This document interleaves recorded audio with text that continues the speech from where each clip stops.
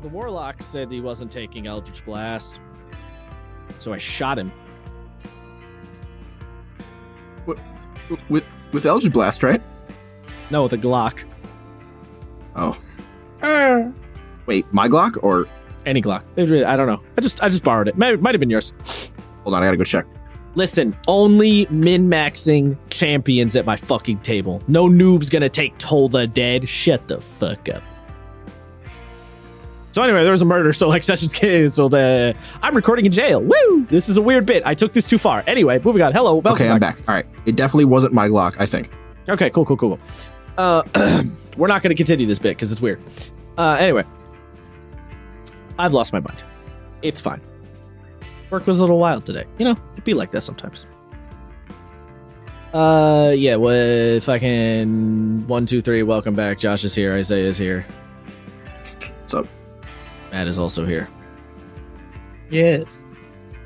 That was a lot of chutzpah, gentlemen. I need a little something. We're on the exciting finale of our fucking Class Handbook series. We're on the last official class. We got through all of them. Play What Up People from, I don't know what the name of the band is. Stop asking him to do things he's not going to do. Just stop.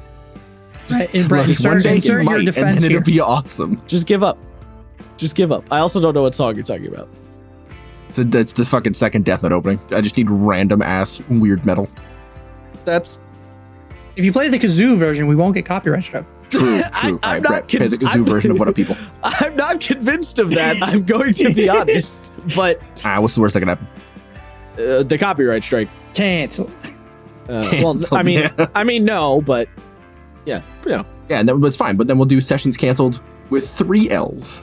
Well, I was just gonna. Oh shit. Well, no, it'd be 2 L's because we have 1 L right now. We are canceled. That's true. And then we just call session canceled 2. We should just follow Matt's naming joke and call it sessions canceled with 2 L's. Or that's what I just said. Messel. No. The name of the channel is sessions canceled with 2 L's. Oh, the whole write the whole thing out. Yeah. Oh, I hate that. I hate that a lot more. Never mind. Okay. Messens canceled. No, we're not doing that. God, that sounds... Why does that sound kind of dirty? It does sound really dirty. Mansled? Oh. Yeah, that sounds a little... Time to get mansled. That's for the bar. What would Sam's stupid naming convey? Sessions Anseld? No, I hate that. Sessions Anseld. Fuck you, Sam. You're not even here. That's going to be our April Fool's episode. Hey, guys. Welcome to the Eschens Anseld podcast. Oh, God. That hurts to say. We're here to talk about macrame. Yeah. Talking about what? Macrame. Yeah. No, we're talking about Ungins and Dragons. Ungins and Dragons. Oh, you know what? I hate that. It gets worse. More than I hate Dungeons and Dragons. In my Dragons. It gets worse every fucking It does. It does get worse. Oh, wait. Now, do you take the apostrophe out because it's another word, so it's just Ungins Dragons, or you have to leave it in there just to space it up? No, okay, that sounds dirty. I don't like that. Stop going down this path. Dragons, nuts across space. Oh my God. Just suddenly Imagine Dragons starts playing. Radioactive! Hurry up. Oh my God. It's been 4 minutes, people, and I don't know what just happened. You wanted more enthusiasm. We gave you more enthusiasm. This is not the kind of enthusiasm I was asking for. I'm going to be honest. Shame. Reload shotgun. Yeah. Hi. Welcome back. Last episode or this is the finale for the Class Handbook, at least for the official classes. Maybe one day we get spicy and look at some of the non-official shit just for funsies. I don't know. We could. Maybe like the talent. We should definitely do. I was thinking about the Blood Hunter. But yeah. We can do that. Anyway. We should do a homebrew. We just find the wackiest homebrew. Wacky shit. And then, yeah. We could. Super Saiyan. Every time my character drops the 0 HP, I gain a level. That's great. I love that. That's a good idea. I like that one. If this is somehow the first Class Handbook episode you came across, good news. I have made a playlist on the YouTubes. You could go to the YouTubes and watch them in the order of which we did them. We didn't do them in any particular order. We just did them in whatever fucking order we felt like. But, you know, you can go watch them.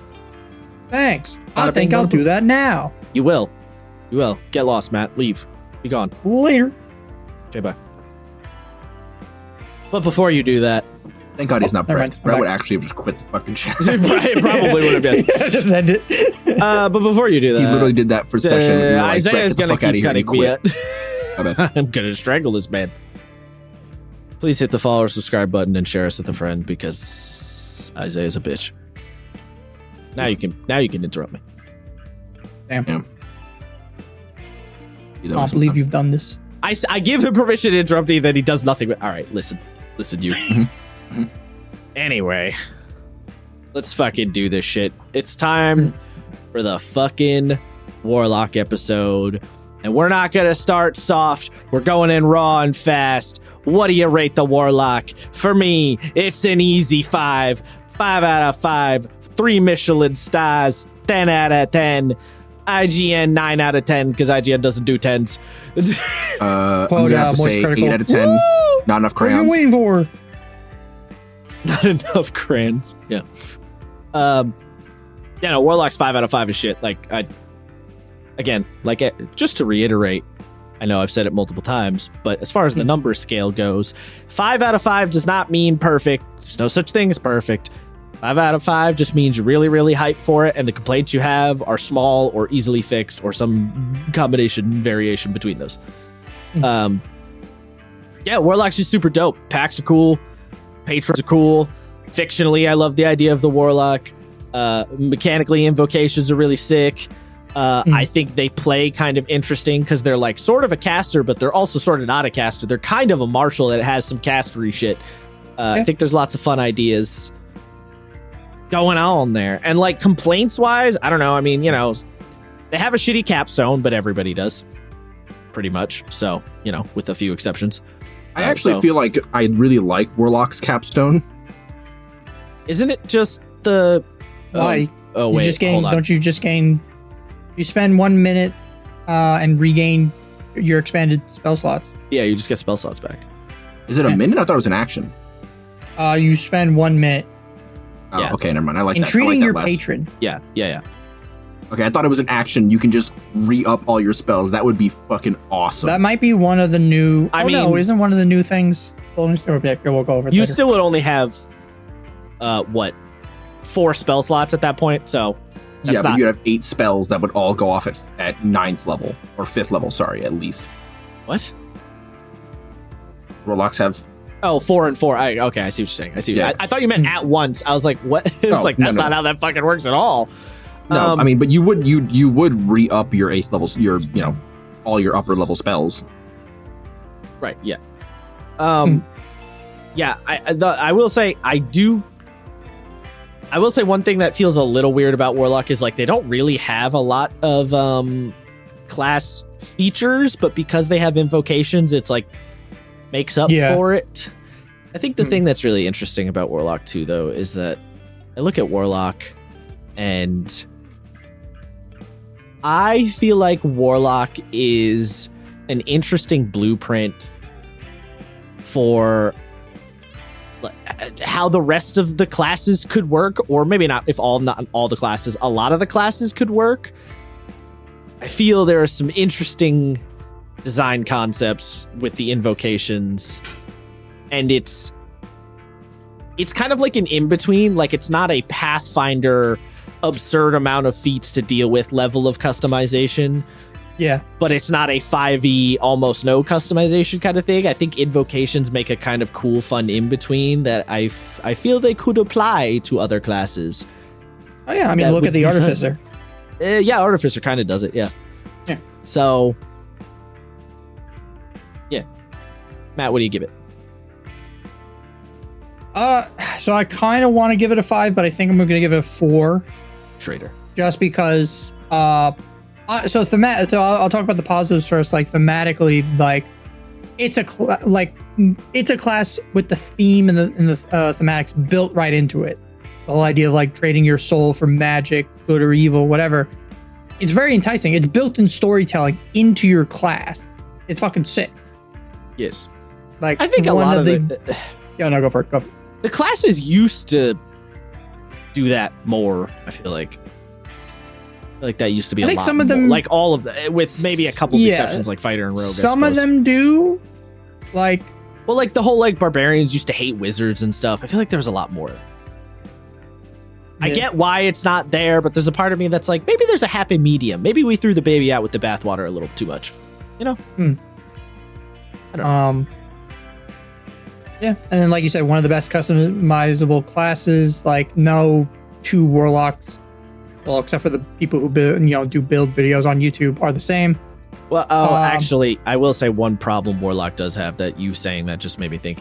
There are unfortunately a lot of trap picks with Warlock.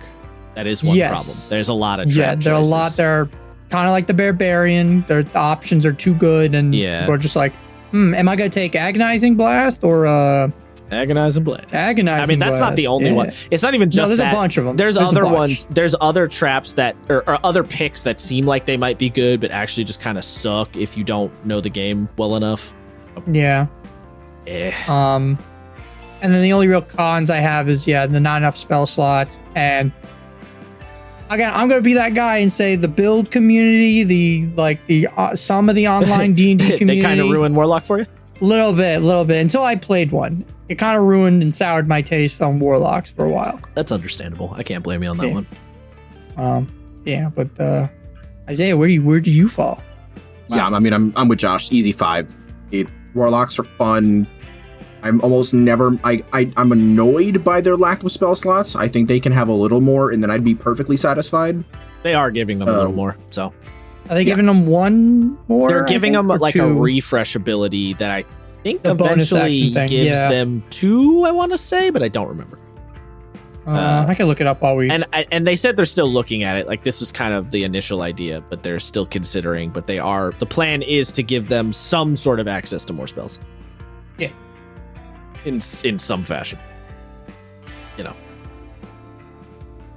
I mean, what are your complaints, Isaiah, if any? I mean, that come to mind. My biggest ones is it's the trap picks, but it's trap picks as far as spells go. Like you are really gimping yourself if you don't take Eldritch Blast because 5 or so of the invocations are directly related to Eldritch Blast.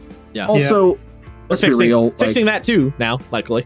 Yeah, I mean they are fixing this other complaint. Pact of the Chain is just not good. I don't think Pact of the Chain is that bad. It's okay. It is perfectly okay. And it's mainly because it's like, oh yeah, you get like a cooler familiar, and it's like, yeah, but they don't get that cool.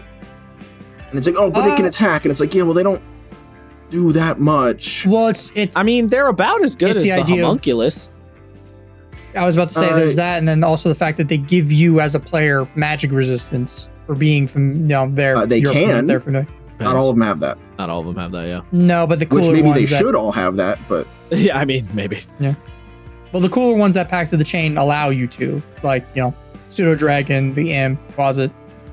I'm not sure if the Sprite. I believe the Sprite does, yeah. But, but like that's like 4 of the main ones from the Player's Handbook. Something that Pact of the Chain would help if you got a second upgrade a little down the road. That would probably help it. Like a bigger fiend of something. Like maybe you get a medium-sized fiend creature as like a companion or something, like a rangery kind of thing or something. To be fair, I love my boy Adamisk a lot, but he does sort of pale in comparison to the shit you could have done with Arcane Mechanist back in the day. I mean, sure, yeah, but that was a whole subclass, which Pact of the Chain isn't, True. Also, here's the thing. It is sort of because the Warlock is sort of unique, and then they get kind of 2 subclasses. Well, they get their pack type, and then their. I would argue they get patron. They get a mini subclass, like they get a subclass and then a half like a half subclassy kind of thing. You know what I mean? Because the packs aren't like they do not influence your build, your like quote unquote build or play style as much as a subclass does. But they do influence it to a degree. I disagree. I think their patron does not influence it as much as, like, for example, your domain type. But I think gameplay wise, the pact is really how your like the meat and potatoes of your Warlock. Because if you're going to go Hexblade or Pact of the Blade, you're pretty much exclusively going to be a close to mid ranger Pact of the Chain is a mid to far ranger. Tome is sort of a more utility-based one, and then Talisman is a support type. Tome is the caster Warlock. Also, you're going to complain about the packs. I think Talisman is the one that's really lacking the most. It is 100% lacking the most, but it has some of the new age ideas in it that make it cool, like giving your Talisman to people and giving them all the buffs. Stuff and then that you want, like invocations they added for it too that help out a lot. Yeah, the invocations. Yeah. Like, if you could, for example, like let your familiar latch on to people and they would get all the buffs of the familiar, that would be fucking sick. I wouldn't want my familiar to do that. I want my familiar to be for you. Get him, little Timmy. Oh. No, yeah, I want my familiar to be like little vicious ball of razor blades that I send at people. You know what I mean? Kind of like Adamus. Kind of. It's sort of I don't know. I think Pact of the Chain's pretty. I don't think it's that bad. But the thing is, the Pact choices only give you one ability, whereas subclasses give you 4. So I don't think it's fair to say that the Pact is as influential as a subclass in comparison to the kind of shit it gives you. Your Pact gives you more. You get them at levels, like for Pact of the Blade, you get the improved crits. You get only if you choose those. You only no. You get the Pact, and then there's invocations that upgrade the Pact, but you don't have to choose those invocations. Like I'm pretty sure you. Yeah, like no, the Pact doesn't just upgrade on its own. You have to choose invocations for it. Yeah, because I'm reading. There's nothing in the Pact of the Blade that has the crit. You might be thinking of one of the. There is a invocation that or the gives it thing. Yeah, yeah. I forget which one it is, but one of them gives it a crit, but that's an invocation specific thing. That's the whole thing about. I mean, if you double down extra, it's probably improved pack weapon. Yeah, it's like if you double down a little bit with the invocations, that helps a little bit. I still think that only gives you like 2 things though. It's still not. I still don't think it's subclass level. But then again, they're also turning. I think WotC kind of agrees because they're turning the packs into invocations, which sort of makes I don't know. Makes sense. I see the logic there. I hope they add more stuff to but it. I get it. Well, I think it's cool because it means you can take multiple packs now. It does. That is something I like about it, but it like. I mean, they are giving you more invocation slots, so like it balances out. So yeah, I guess I don't know. I think it's gonna end up feeling basically the same, but it's better than options. Yeah, it's better than when they were spells for the UA5. Yeah, that was weird. Them being spells was a weird idea. I mean, I can see why you might have that thought. I can see where the logic in that might be, but it didn't quite mesh out. Especially with like the tome. I cast this spell. That gives me 2 or 3 more spells. Yeah. Like, wait, what? Yeah, it feels weird. Like, right. Well, that's kind of goes back to what I was saying too, where warlocks are a caster that sort of plays like a weird martial. Yeah. I hope so. They're gonna make the packs invocations. I hope they also make more invocations that modify them more. I think that'd be interesting because like I think there's only one that modifies Pact of the Blade, maybe 2. There's 2 because there's Thirsting Blade and Improved Pact Weapon. There's also Life Drinker and Eldritch Smite. Eldritch Smite does that require Pact of Level 5 Pact of the Blade? Oh, it does. Okay. Yeah. Okay, so you can double down on that one quite. Yeah. Yeah, each pack basically has at least 3 to 4, except for Talisman has 3.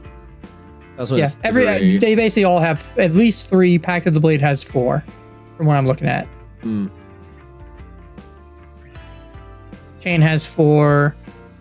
Tome has 4 because they added 1 each in Tasha's for them. Right. And then Talisman only got 3, which kind of stinks, but they added a bunch in Tasha's for Warlocks in general, so I guess it's like, okay. Yeah. Interesting. Yeah. I don't know. Maybe they won't add more then. I don't know. See where that goes, I guess. Yeah. There's another thing I was gonna say if I can. I feel like Pact of the Chain. Okay, Pact of the Chain has improved Pact Master. Gift of the Ever Living one. I feel like, yeah, Pact of the Chain, I don't think. Oh, here we go. Chains of Carceri. Yeah, you get Hold Monster, Gift of the Ever Living Ones. Yeah, thank you for not listening, Matt. I literally just read that. I'm reading them all. It's like in the order over here, and then what I just did. Well, I was reading. I was going backwards. Yeah, you're going backwards. That's what I did. Bastard. I did better. It's okay. No, you didn't. Shut up. Fuck, now I don't remember what I was going to say because Matt's being a twat. So, Josh, have you ever played the class before? That's not the next question, Matt.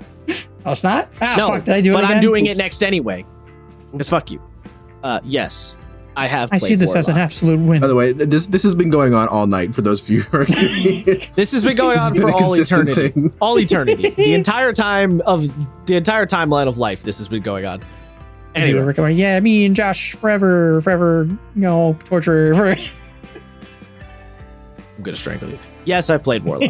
I played Warlock in Curse of Strahd until he was horribly killed by, Chronic Longswords to the chest. Chronic Longswords to the chest. Yes, he was a Hexblade Warlock. He was actually technically he was a fighter Hexblade multiclass, but I literally only took one level in fighter just for like the armor and weapon proficiencies.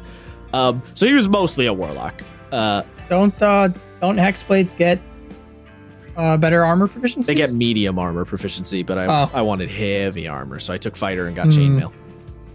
Yeah. So, but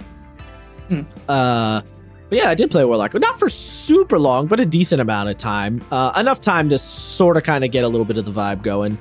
Probably I would have liked to play longer, but that character was, again, brutally murdered. Moidled. By the ghost, what are they called? The Revenants? No, not the Revenants. What are they called? The Specters? No, the ghost with the, no, god damn Whites? it. No. The ghost with the ghosts that have long swords. White? Whites. No, it's not. I mean, whites might have long swords, but it's not them. It's the ones where the art is like they're blue and there's a bunch of red in their chest, and they're like, God damn it, dude. I have no idea. They're like all blue, and then they have a big red spot in their chest. I've used them a couple of times too. This is gonna kill me. It's not important. Spectral Warriors? Yeah, maybe. Hold on. Wait. I hate how you can't just separate between again, one of the reasons I really enjoy the MCDM book, Flea Mortals. They fucking break the difference between incorporeal undead and fucking zombos. Which is so nice. Oh, and D&D doesn't do that. Fucking. They're just like, this is a ghost. I can't remember what book they're in either. Oh, this is gonna kill me. Wouldn't they be in Curse of Strahd? No, I don't think they. I don't remember what book they were printed in original. I don't think they were a Monster Manual thing. Might have been a Mordenkainen's thing. God, everything sucks. Okay, it's fine. You good, bud? No, this is gonna drive me up a wall. A Deathlock. Yes, I play. No, but close. Oh, Sword Wraith Warrior. Sword Wraith Warriors. Jesus Christ! Wait, those are in Curse of Strahd? Yeah, I'm pretty sure. These came out in Mordenkainen's way after Strahd. Unless Sam just used the art, which cool art. No, it definitely wasn't. Oh, maybe it wasn't Sword Wraith Warriors then. I thought it was Sword Wraith. Like I said, I'm pretty sure it was the Revenants that killed you. It definitely was not Revenants. It was way lower CR undead than that. It wasn't Revenants, because the Revenants would have killed us way faster. No, we were running from the Revenants when we met the... Man, if it wasn't the Sword Wraith Warriors, who was it then? Nutty the fuck? A world may never know. Oh, God, this is going to drive me insane. Anyway, whatever. Yes, I played Warlock. He was a Hexblade Warlock. I don't know what my favorite Warlock subclass is. It's hard to say. I like Hexblade a lot, but I do find Hexblade to probably be one of the least flavorful of the Warlock subclasses, which is kind of funny. I think if you really want to make Hexblade work flavor-wise, I think you have to do extra work to come up with a reason, because the flavor description is really vague on the Hexblade. It's just, you made a pact with a mysterious entity from the Shadowfell. It's like,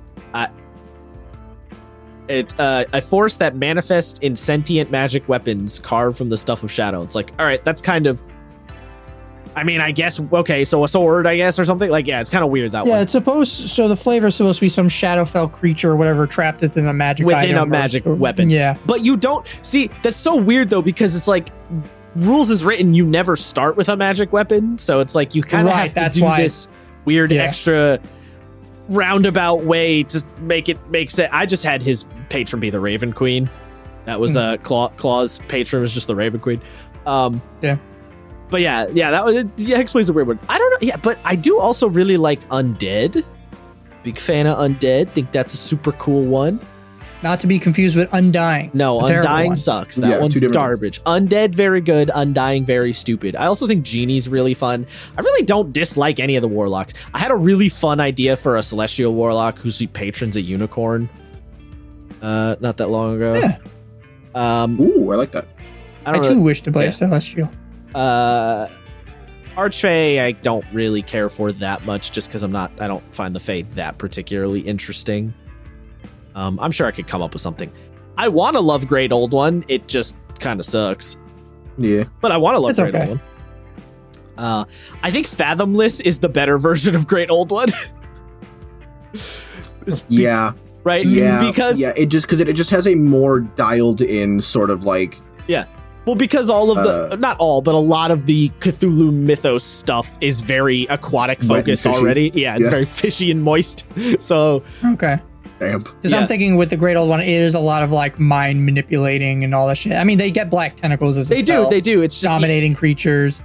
They're just it's not. Their abilities just are kind of sucky, and hopefully they'll get a nice look at. But yeah, their abilities are just kind of Flavor wise, they're fun, but like mechanically, they're not great.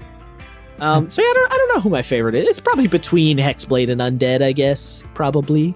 But I could honestly play literally any Warlock. I don't think I'd have an issue playing any of them. Because I can think of some fun ideas for how you come across like a genie and shit. You know, I don't know. Also, Limited Wish is tight. Love Limited Wish. Yeah. Matt, have you played a Warlock? I know the answer to this already. Yes, I have. I played for a long time, right? For 9 months, I played Low Key, not L-O-K-I, but L-O-W-K-E-Y, Low Key. God damn. Basically, yeah. I hate this. Such a dork. Yeah. He was a Goliath undead warlock whose patron was, I'm blanking on his name right now. But basically he was an old Netherese warlock. He's basically like the most powerful, one of the most powerful being in the Forgotten Realms. And apparently in Icewind Dale, spoilers, there's a bunch of Netherese shit going on. It's not Karsus, right? You're not just... No, not Karsus. No, okay. I was about to say, I was like, wait a minute. No, I'm blanking on the dude's name, but he's super famous. And basically one of his things, he literally runs an underground city full of other liches. And basically this guy's whole thing is he has like 20 different, what are they called? Ioun stones floating around his head. And he just constantly is cursing people and hoarding magic and just being a lich. And he's one of the only remaining creatures left in the Forgotten Realms who was around during the fall of the Netherese Empire. And when we were starting up Icewind Dale, Joe read us the first, every Wizards of the Coast adventure has a big, like, little essay from the front page describing, like, the adventure that you're about to go on. And in the last bit, they mentioned, like, you guys, at some point, you guys are going to be going and, an underground Netherese cave system and discovering Netherese things. And as soon as Joe said that, my brain started firing going, Netherese. Oh shit. All these years of looking up random nonsense, Forgotten Realm lore finally can pay off. Hell yeah. I'm like, I was like looking at like Netherese shit, like all this stuff, and I'm like, all right, I'm like, this guy is an evil, so I'm gonna be kind of evil. And this was, again, I was trying to play a serious character, and it didn't fucking last at all. Of course, I was trying to literally be the like, I'm working for a dark god I'm working for a lich. I'm trying to get all this magic. I'm trying to hoard it. I'm trying to become more powerful, and then trying to like be suave and sophisticated, and then he just became Dr. Evil.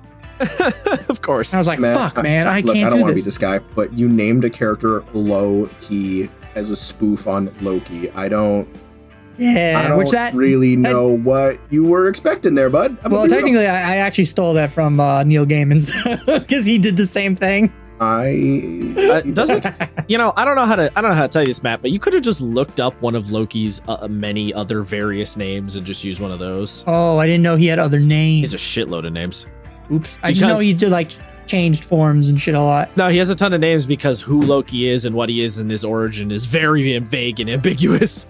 Yeah, I was basically just trying to do my best Tom Hiddleston impression. Isn't there some weird hypothetical that Loki might be Surtur or related to Surtur or something like that? Yes. So there's an idea that Loki was a fire deity because there's a story where there's a character named Logi who is just a deity of fire, who is like fire itself. And people think the names are similar because Loki was potentially a hearth spirit, which is a spirit of the hearth of like warmth during the winter. They sort of conflated those two things. No, isn't there some weird one where he's like literally Surtur? Is that not? I don't know that one. Well, either way, point being, he's got a lot of names and ambiguous nonsense around him because, history but complicated. This is actually shit. And then I mentioned this on podcast too. Kind of on brand, given the character, which is kind of funny. But like I mentioned this on podcast too, is because when we originally started Icewind Dale, my party, my players, we all were like, yeah, you know what? It'd be cool if we're going in Icewind Dale. We're going in the far north. Let's all make characters based on the North gods. Right. And everyone was like, oh, that's sick. And then everyone gave up on that idea. Well, but my players at first, when everyone was picking their gods, everyone was like, Matt, please, you got to play Loki. And I'm like, why? And they're like, well, you're the DM. You used to be, you were the DM in the last game. You could probably be like, do a lot of cool things with it. And out of everybody, you're the most roleplay savvy guy. It would be perfect for you. And I'm like, oh, okay, yeah, fuck it. I'll do Loki. And so as I'm like trying to think, and I'm actually trying to build the character to be Loki, and I'm like, I really want to play Warlock this time. Which Warlock subclass feels kind of Loki-esque? I guess fucking Archfey because of all the like, manipulating shit and stuff. But I'm like, I could just re-flavor the Fae to be, I'm a god of myself or some nonsense. I don't know. I can fucking think of something. And then, literally, the ball dropped when one player's like, yeah, I'm not doing that anymore.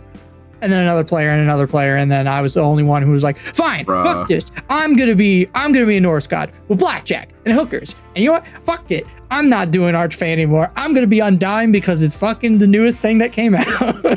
Undead. Damn it. I picked the wrong one. I said the wrong one. Yeah. Yeah. I went to Undead Warlock, and then I built it completely wrong until the end game because I was also trying to be like, I'm not going to be like other warlocks. I'm not going to take Agonizing Blast. I'm not going to take Repelling Blast. I'm going to do other things. Like, I took the one that gave me proficiency or expertise in deception and persuasion. And like, I grabbed ones that basically gave me more spells, and I was a Pact of the Tome warlock. So I was like, give me all the spells. Let me collect all the magic shit. I kept getting possessed by, again, somewhat spoilers, but there's like evil magic rocks that have power in the game. And these rocks are connected with the Netherese stuff and a bunch of other bad juju going on in Icewind Dale. And my character was like, well, obviously, if I collect these rocks for my Lich patron, like, surely he'll give me more power, which he did. But also, these rocks were super evil. And every time I think the best was we found a crown made of this, like, it's like this almost like black glass kind of stonework, and we made found a crown of it. And the other players were like, all right, Loki, you're not gonna take the crown, right? We talked about this. And I was like, guys, I promise this time I won't do it. I failed my wisdom save. So as I'm saying, guys, I'm not going to take the crown. I immediately put it on my head. As you do. To which all my players were very salty about. We're like, Loki, for love of Christ. We talked about it. He's like, guys, I didn't put the crown on. The crown made me put the crown on. The crown made me put the crown on. I like it. So yeah, it was a fun time. So is Undead your favorite one? Probably Undead, yeah. Just because of the sicko mode. Like honestly, the bonus action to sicko transform, it's so cool. I do actually, even though it's not great, I actually also like Archfey, like the concept of it. I know in one of the playtests, they basically just turned it into a Misty Step machine. They did, yeah. Which is going to be hilarious. I'm looking forward to that. But I really want to try and play a Celestial Warlock one day. Because I think it'd be like a very cool concept to do that. Yeah. This isn't gonna make sense to anyone listening, but you said I want to play a Celestial Warlock, and then it just had the image of Father Pucci walking in, arms outstretched, just I'm crucified. That's immediately what came into my head. Is Father Pucci a warlock? I mean, kind of. Yeah, a little bit. Yeah, unfortunately. Yeah, probably. Yeah, not as good as my pick, though. Yeah, Celestial Archfey and Undead. I think you will be. It's dumb. We've got some dumb ones. Oh, I've got a really dumb one. That's actually a really good one, but seems like a really dumb one. Yep. All right, Isaiah, have you played Warlock? I've played a lot of Warlocks. Like a lot of Warlocks. Literally when? What? So I've played this is the thing, right? Where when people are absent for sessions and people go, shit, we need a Warlock. Or shit, we need someone to play Warlock. I feel like we need to adjust our definition of play for how many times this has come up. No, I think it counts if you're Jaegering another character. For months on end, I fucking played that Warlock. I played a more meta Warlock than the player of that Warlock. I mean, I'm sure you did so much damage. Yeah, I've played a Fiend Warlock, a Great Old Warlock, a Great Old One, Hexblade, Undead, and that's it. Which ones were your characters, though? I know one of them was Hexblade. I've personally played Hexblade, Undead, and that's it. Of my own character. But I've played... Oh, right, and non-Kalismos. 3 Hexblades and then Warlock. 1 Undead. Yeah. Favorite? Undead. Okay. Look, as much as I argued with Matt about this, the fucking go hollow, like a hollow-fi mask, bleach thing of Form of Dread is just so fucking cool. And I had the idea for a non-Kalismos is like, because the thing of Form of Dread is like, is it like a bone mask or like a crown of an ancient lich? And the idea of like the skeletal arms like hugging the user from behind and forming the big black flowing like tattered cloak, and then the crown like the head of the lich bites down on the person's head and it fades into smoke and it's just the golden crown. I was like, oh, mwah, chef's kiss, perfect. Yeah. All right. Yeah. Okay. Who? I think Matt should go first, since me and Isaiah both have apparently some wacky woohoo answers. Are you sure? Because usually we're... Yeah, let's start with you. I mean, I have a bunch of wacky woohoo answers. That's fine. Go ahead. It's fine. I literally guarantee you will not have mine, so I'm perfectly confident. I'm also fairly certain you won't have mine. All right. So I'll go with my real answer first. Okay. Someone who's actually, you can make a good argument for a 5th edition Pact of the Fiend Warlock, and this is also a comic book character. Spawn. Ooh, yeah. Man died. Talked to air quotes the devil. Yeah. Told me send me back. Devil's like, yeah, all right, but you gotta lead my army and I'll give you powers and all this shit. And Spawn's like, I don't care. Send me back. And then wacky shenanigans happen. I will say, tonally, Spawn is a little bit aggro for a warlock, I feel like. No, well, for Pact of the Fiend Warlock, you can make a good argument of they're supposed until Hexblade showed up. No, I mean like they were supposed to be the aggro, aggressive like Warlock. They most of the time they pick Pact of the Blade. Spawn's weapons are a gun and chains. Like he's out for revenge. He's trying to kill a fat clown demon. Trying to get the guns. The guns kill it a little for me, but like, yeah, I get what you're saying. Well, yeah, I mean, you can if a Warlock what can is have a reflavoring packed bow, guns? you should be allowed to have a packed gun. I guess you that's can kind of what it is. reflavor it as a gun, as a bow or whatever, and that's how you cast Eldritch Blast and all that shit. He's got a cool blood red I don't know. cloak. He's also a little like, also feels a little fightery to me, but yeah. Well, look, he's definitely Josh, as someone who also multi-class fighter warlock. I mean, that is one of the most popular builds. True. Is fighter warlock, so yeah. Yeah, he's definitely a Mercer gunslinger, fucking fiend warlock. Okay. Yeah. All right. Acceptable one. Yeah. Yeah. And now for my giant list of nonsense. Oh baby. So a lot of people. I can't wait to yay or nay these. Yeah.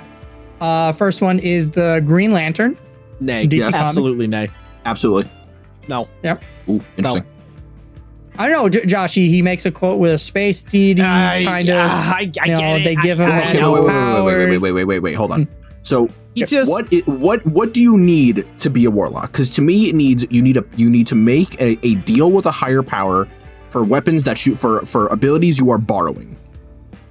Which deal with the because higher of power 5e with the Celestial, it doesn't have to necessarily be evil. No, I have no predilection about warlocks being evil. I think there's plenty of ways that you can make a good aligned warlock. I think you can make a goo warlock who's good, a fathomless warlock who's good, archfey who's good, hexblade who's good. The only one that I feel like feels distinctly evil to me is probably fiend. And like maybe undead, but I don't think any undead is super. It doesn't have to be necessarily. I think you could come up with you're a making way a pact to make with it a lich or a vampire god or some shit. It could be. You could make an argument that like, oh, you made a pact with like a dead spirit of somebody that it wasn't necessarily evil, but they were just sort of trapped on the material plane. Like, I don't know, undead. There's room there. Look, as someone who just recently finished rewatching Hellsing. Alucard is definitely an undead patron. Yeah. Oh, yeah. There's room there. But anyway, point being, I don't think they have to be evil. I remember my patron's name. It's Warlock. Warlock, the Shadow King. Okay. Interesting. Yeah. Interesting. I'll find a picture of him. They don't need to be evil. They need to have deal with higher power, borrow powers. But the powers do need to be magical for me. I think they need to feel spell-like. And I think, I don't know, Green Lantern feels too, like on paper, I guess he's kind of warlocky, but spiritually he feels very paladin-y to me. You know? Okay. Feels very like, I have a mighty oath and I must protect the world. Like he's really fucking like, I mean, it does depend on the lantern, but you know. All right, if Green Lantern doesn't suit you, how about Prince Adam and/or He-Man from Masters of the Universe? He-Man. He gets a hexblade sword that transforms into a hulking, massive, muscular man. I would like to argue with that one, but I kind of can't. He's out of line, but he's got a point. Yeah, that one's it's a pretty good one. It feels a little weird. I mean, it does feel a little. He doesn't get Eldritch Blast or anything. He doesn't get any spell stuff, but like, his sicko mode is he just gets ripped. Yeah, kind of. Yeah. He also gets a sicko mode above sicko mode if you watch the new show, because he has his like caveman He-Man form when he does it without the sword. Ooh. And he's literally just Conan the Barbarian. More so than he already is, with an axe and long flowing Tarzan-like hair. Nice. Hold on, if I can find a picture. Shazam. I saw some people say Shazam. I like Shazam better. Shazam, the weird sort of Norse or not Norse, Greek, but not Greek pantheon. Yeah. The weird, funky pantheon, mystical, ancient wizard guy gave him his powers. Shazam feels very warlocky. Again, I don't like the idea of the warlock being super jacked and punching dudes in the mouth, but you know, whatever. That part throws me a little bit, but you know. Yep. Yuji from Jujutsu Kaisen.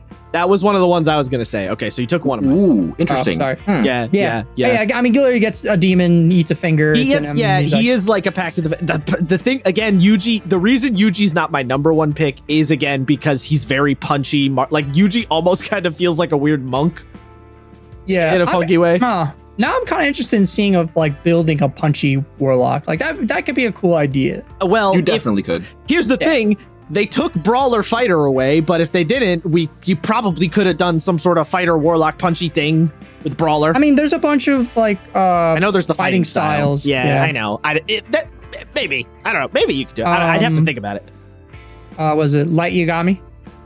I heard a lot of people say that one. Yeah. I don't know enough about Death Note to basically makes a pact with a Shinigami, gives him a book, he writes people's names in them, and then they die. He's literally a pact to the Tome Warlock. Yeah, one spell is power word kill. Yeah, I mean, I know the basic premise of Death Note. I have only one spell, and I have unlimited spell slots. Yeah, see, but the only one spell kind of kills the vibe a little bit. Then, right? Like a lot of that's the thing. A lot of the ideas. It's a pretty good spell. No, I mean it is. I'm not saying it's not, but I will say that was one of my things with picking warlocks. Is a lot of the ideas I have where I was like close but no cigar. Yeah, you know, there's a lot of that. Ghost Rider, I saw a lot of people. Ghost Rider, 100% of fucking. Ghost Rider was another one I was gonna say. Yeah, that was actually another pick I was gonna say was Ghost Rider because he's got some hellish rebuke, some eldritch blast, some fireball. Even though warlocks don't really get fireball, but whatever, who cares? Another kind of fiend warlock. Yeah, some kind of a weird fiend thing. Again, very melee heavy combatant, but you know. Well, again, if you take Pact of the Fiend and then go martial with it, like you can kind of. Yeah. Sort of. Does Pact of the Fiend get did they get like armor proficiency or anything? I don't think it got armor proficiency, but it got it got the temp HP thing, which a lot of people like. Again, until Hexblade burning hands. Ghost Rider definitely has burning hands. Oh yeah. Oh, and command. What else? Oh wait, that's actually kind of funny. So Fiend gets command, which also is very Ghost Rider-y. I think you can also get power word pain, which is literally a penance stare. Yeah. What else? Do warlocks get that normally? Because Fiend specifically doesn't get it. I don't think Fiend does, but I think you do get power word pain. I think you can take it with. Isn't it a high level one? So you can probably take it with magic. Power word pain. Yep, warlock can get it. Gore the God Butcher was another one. A lot of people were like for Hexblade, but like the weird symbiote. Which I actually just watched a video on his first series that he was in. He didn't really make a pact. That was nuts. That's the thing. It's a magic sword made out of symbiote in the comics, all that stuff. Yeah, but in the movie, you literally watch him make the pact. Like literally, he's like, "I swear this oath, I will kill every god." And but he made it. Does it? He made an oath. He didn't make a pact. It's a tomato. No, there's a difference. Because Gore isn't really borrowing the powers of the sword. He's using. No, he's using the powers. He's using the sword, but the thing about Gore is if he drops the sword, he's just a bitch. Yeah, right? I guess. Whereas a pact warlock is I am bequeathing you the person. The warlock is getting powers themselves, and they have the magic coming from them. Gore's just a paladin with a really good weapon, I feel like. I don't know. Yeah, Gore, I don't think Gore... Gore almost feels like... Gore's a fighter who picked up, Black Razor. That's what he feels like to me. I don't think... Because he didn't make a pact with anything. I don't know. I can make I don't know. I think you can make the argument, the whole oath and everything. Isaiah? That's being... I don't know. Yeah, I don't feel like Gore... I feel like Gore's a paladin, personally. Yeah, he feels like an evil paladin to me. Yeah, he feels like a weird oathbreaker or like a conquest or something like that. Well, so here's the thing, is because there is no downside to him not killing gods, right? Because the sword won't take his powers away. Right, that's what I mean. He didn't really make a deal with the sword. There was no deal struck. There was no tomato, eye for an eye shit. There was even in the movie, he sort of makes the deal with himself. Which is an oath. Well, remember, when he first killed the god's like, "Oh, you'll be forever cursed with the sword," and Gord's like, "Yeah, no, this is fine. I'll deal with the curse. I don't give a shit." That's not we really never get an extent of what the curse is, but a curse is still not a pact. No, I'm saying a downside to Pac, using the sword and everything. Well, there's probably like some again, his skin went gray and he started getting black veins. It was probably like giving him Omega cancer or some shit. But right, but Isaiah, he was going crazy. Superpowered. Was what was going on. Well, but I think what Isaiah is saying is if you're a warlock with a pact, if you don't listen to your patron, there's a punishment. Whereas Gore wasn't going to get punished for not killing the gods. That was something he decided to do on his own. He wasn't being told to do it because he didn't sign a contract. He didn't make a deal. It wasn't like Mizora and Will, where Mizora's like, you have to kill Karlach because I told you so. You know what I mean? Okay. Yeah, I think that's the key thing for me with Gore. Yeah, he lacks. All right. Let's see. I got a couple more here. John Constantine, but I don't know shit about him. I saw from everyone DC, say so. Constantine. I don't know anything about him he's either, but yeah, he much like Doctor Strange, he's got to deal with everybody. That's kind of his thing. Is he makes a million deals and guarantees his soul to everyone, like Doctor Strange, and then they're like, "No, I got a soul." He's like, "No, I have it right here in writing that I have a soul." And they go, "Wait, but oh no, we both I also have it in writing." One of you has to change. Yeah. One of us has to change before we go to the party. Nice. A lot of people also said Madoka Magica. Yeah, I saw that. I don't know Madoka. Definitely is a warlock. I know that little white thing gave her powers, so. Yep. I don't know. I don't know shit about Madoka Magica. You make a deal with the QB. You make a wish to the QB. The QB feeds on your wish and will to survive and gives you powers and makes you fight monsters, and that also feeds its existence. Okay. One of these days I'll watch Madoka. Same. I heard it's pretty good. Get around to it. Watch little girls get their heads bitten off. Yeah. Melisandre from Game of Thrones. I know a lot of people were like, I feel like she's a cleric. Yeah, it's weird. She could be a cleric, but like, I guess because of the weird evil aspects of it. I feel like the contractual obligation is really important for Warlock. Yeah, well, so for me, right, like you're in a business deal. Yeah, like much like, I guess you can argue that like a cleric does have a pact because if they stop believing and they stop gaining the powers, but at no point is she like, if I do this thing for the Lord of Light will do this thing for me. She's just doing it for the Lord of Light. Yeah, it's almost like not almost. It is basically a religion for them. Yeah, and then she, right, which is another thing. Warlocks aren't religious. Yes, like, there's a deal. It's a transaction. Yeah, unless you're my buddy Joe. They could have. Well, here's the thing. They could have a religious bent towards their patron, but they are not by default that way. You know what I mean? Like they don't have to be in that fashion in the same way that clerics do. Yeah, because most cultists, like if you look at their stat block, they're all clerics. Technically. Yeah, they're usually clerics. There's only a handful that now are starting to become warlocks, but yeah.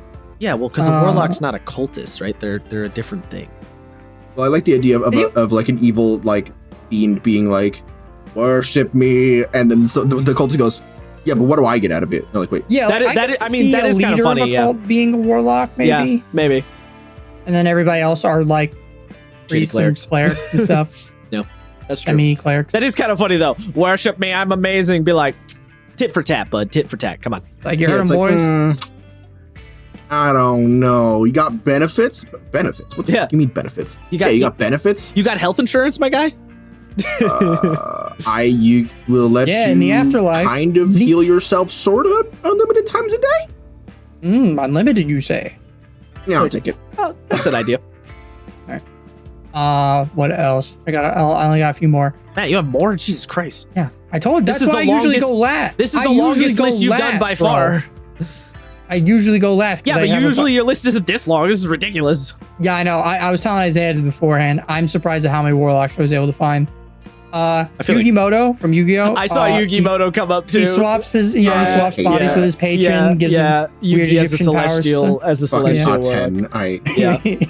I don't like the Yugimoto one. I don't think that one really makes sense. It's funny. It's funny. I don't think it makes sense. So I don't really feel like he's a true warlock. It's sort of not. This one's particularly for me, but the very famous WWE wrestler, The Undertaker. What the fuck are you talking about, Willis? Just think about it. His patron is undeath, undying, whatever. He basically is undead, unkillable. Matt. Undead. Yeah. No, either or with him. It's fine. It's The Undertaker. It could be either or. he's an unstoppable killing monster. Lightning actually shot lightning out of his hands multiple times, sets things on fire, raises zombies, used to be a cult leader, then became a biker. He went through a lot of phases. But like Undertaker is the only magical thing in wrestling, and like he's a warlock. I mean, he's not the only one. Kane also had some magical bullshit, but Kane, kind of. Yeah. Remember, Kane died in a fire and then came back. True. Yeah, this is the epitome of what? Yeah. This really all right. That statement, Matt. That statement, Matt, is the epitome of he's out of line, but he's right. Because it's you want to do one better. The Undertaker had a patron, Paul Bearer. Well, no, Paul Bearer was again. This is the whole like cultist thing. Paul Bearer was the messenger for the patron who would show up every once in a while. Right. Of course, like, yes. The master requires you to beat Hulk Hogan at WrestleMania. Undertaker. Point is, Undertaker had a patron. Yeah. Yeah, this is he all. Would channel his magic Y'all through a golden words. urn. This is real, Isaiah. This is all part of Undertaker. Like, this was part of his narrative for a while. Look up Undertaker purple gloves, and you'll thank me later. Yep. I know exactly what you're talking about. I don't like that. I don't want to. My last one. Bleach characters. Just any Bleach characters. No. See, I called it. Yeah, no. No, not at all. Listen, you make a pact with the sword. And you don't make a pact with the sword. No, you don't. What do you mean you don't? You don't make a pact with the sword. Do not make a pact with the sword. The sword is bequeathed to you. The sword is you. Yeah, it's a part of you. You're making a pact with your soul. No, you're not making a pact. The sword is a God-given birth, like a God-given right for you. It is an extension of you. There's no pact. You got to pack it in order to put it into a sword. You got to fit it zero shape. No, Matt, do not speak to me the Bleach lore. I was there when it was written. Me and Isaiah are not having this one. The Bleach characters are absolutely not warlocks. Not even a little bit. My last one. Now, you can argue that any Bleach character with a hollow mask is a warlock, because your inner hollow is a separate entity that is actively trying to kill you constantly. You mean the visored masks? Yeah, maybe. The visored's kinda. Maybe, sorta. Even the visored, though, I still don't feel like totally fit. They're closer, but I still don't think so. Yeah. That being said, all Shinigami do have Eldritch Blast, Red Fire Crashdown. My last one, which actually I'm going to take a shot in the dark, and I'm going to guess this is yours, Josh. You're not guessing. Because I did see this a while. You're not guessing mine. A lot. Huh? You're not guessing mine. I promise. Red from Transistor? No. I also hate that one. Ooh, that is good, though. I don't like that one. She is a fucking warlock, though. I don't feel like she is. I don't. So I don't know shit about Transistor. I actually thought it was your pick because I know you like Supergiant games. So I'm like, you would think. This is clear. My pick is far more stupid than that one. Here's my problem. Okay, Matt, I'll give you the quick rundown on Transistor. Yeah. The reason people are saying is that Red's a Hexblade warlock because she makes a pact with her weapon, except she didn't. What happened is her husband / boyfriend, unclear. I go with husband lore. Hashtag husbandgate. Her husband is killed with the sword. His soul is then trapped in the sword, so she carries the sword around, A, to protect him, and B, to fight with. There is no magical pact. She is not bequeathed any powers. All of the power, she's like Gore. If she drops the transistor, Red is shit out of luck. She has no abilities. She just uses the weapon. She can barely pick the sword up. The only reason she survives is because the sword has all sorts of crazy powers, because the sword can manipulate the universe it's within, because, here's the thing. It's sort of, the world is a computer, so the sword can manipulate the computer. Red does kind of have powers. No, she doesn't. Yes, it's all from the transistor. Can soothe the process. Okay, her that's singing the literally one thing. Calms the process down. But that's considering that she's stopping the corruption of annihilation that is the end of the world. That's pretty powerful. I get that that's a powerful thing, but I still don't make that feel like that makes her any. That feels like a divine intervention if it's anything. Like, I still don't feel like that's what she didn't make any deal with anything, and she has no magical ability. Like, the song thing is weird, but that's like a weird outlier. Like, generally, she has nothing that fits. People are just saying it because, she gets the power from the weapon, but just getting the power from the weapon is like not enough, I feel like, in my book. I don't. Also, she doesn't make a pact. She's holding the sword because her dead husband's in there, and there's maybe that's why she's always hugging in the She didn't know Blue was in there at first. she's always hugging it because her dead husband's in there. Yes. No, she didn't knew know he was that at in there. first. He talks to her immediately. But she didn't know who Blue was. What are you talking about? She literally asks, like, who are you? Or she kind of emotes to him, who are you? And he's like, I don't know. That's the whole thing, is he's trying to figure out who he is because he doesn't know and she doesn't know. The whole time in the game is a complete mystery. I don't remember that being a thing. But regardless, remember, if you look at his profile, it's a blue hologram. Yeah, I know you don't. Well, because there's all the weird missing data shit. But even regardless of that, that just further proves she's not a warlock then, because the entity and the person making the quote unquote pact don't even know what the pact is or what's going on. Nah. I refuse. Oh, that was my whole list. I refuse. But also, yeah, no, not my pick. I'm actually with you on that one, Matt. Don't worry. It doesn't make sense. She's not a fucking warlock. You want to go play Spawn? I'm gonna go back to the Undertaker. Actually, I think that's my main one. Are you actually? Are you actually? Are you No, goofing? Are you actually? I think Spawn. Okay, Spawn's actually. I'll write it down. I'll jot it down. I'm just curious. I mean, if you want, you can do like in Who's your Photoshop half Spawn, half Undertaker. No, I'm kidding. I'm fucking. All right, Isaiah, it's your turn. Okay. Much like Matt, I also have a few picks. Do you have 85 like Matt?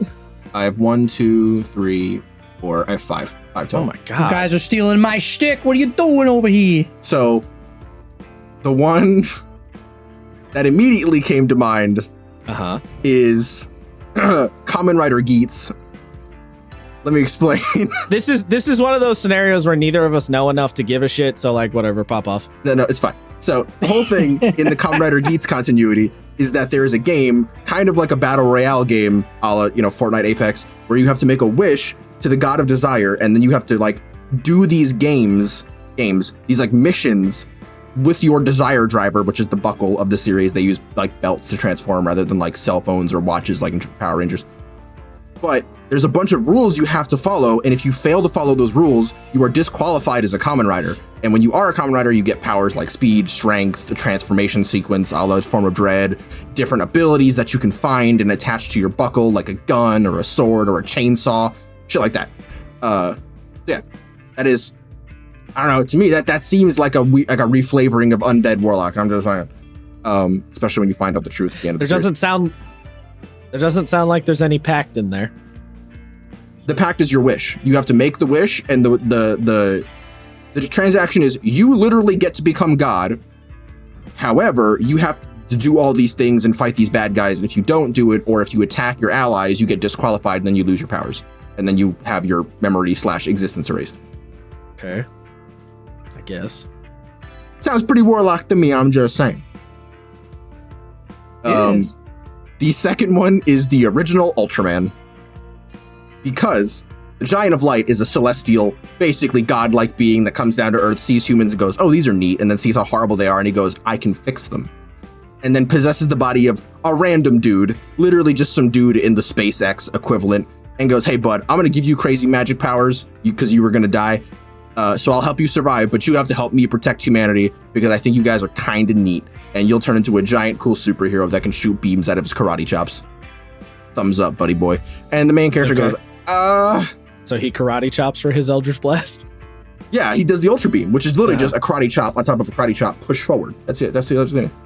That's an Eldritch Blast if I ever heard of one. Okay. And then you have any counter guardian type spirit in the Fate series, a la Emiya or Arturia. I'm going to turn these into one because your pact is not only you are a servant. If you are a spirit servant being, you are a heroic person from history who is being called to fight a war on behalf of a mage master. There's a pact there. You get to come back to life and potentially get a wish granted, much like Kamen Rider. But you have to serve this person and do what they say, and if you don't, they have a contractual obligation to tell you what to do 3 times, and you don't have to listen to them anymore, and you can kill them if you want, but then you don't get a wish. King Arthur, Arturia Pendragon, and the heroic spirit Emiya are these special things called counter guardians, which the planet Gaia itself says, hey bud, I'm changing the rules of the contract, and then you go, that's not fair, and then it goes, I don't give a fuck, I'm the planet Earth, what are you gonna do? Not live on me? Fuck you. And that's really as far as it goes. So you got nothing. There's no argument against that, really. Yeah, they got crazy magic powers on top of being a cool servant, but they have to like basically keep fate in the balance. So like maybe kill some terrorists here or like a time traveler here. It's a whole thing.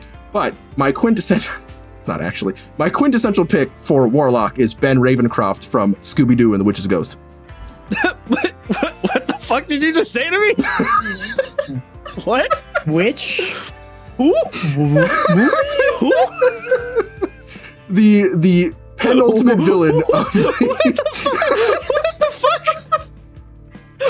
penultimate villain of the 1999 direct-to-video animated supernatural horror comedy film Scooby-Doo and the Witch's Ghost. Fucking Warlock. He does literally call himself a Warlock. I remember this is he with has the a fucking magic Hex book, Girls. and his patron is his undead, his ghost great aunt who is a witch who gives him powers.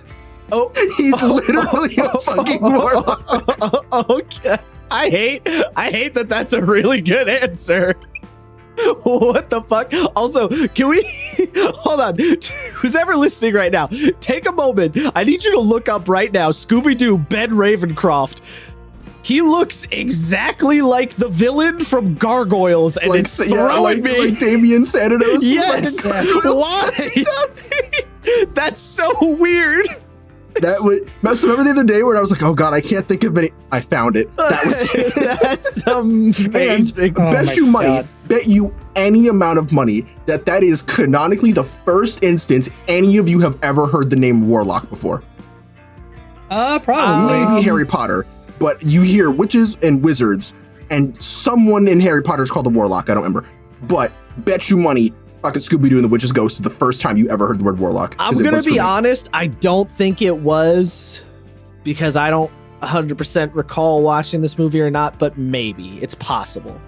I do think I watched this one though, because his grandma being the patron is kind of coming to mind.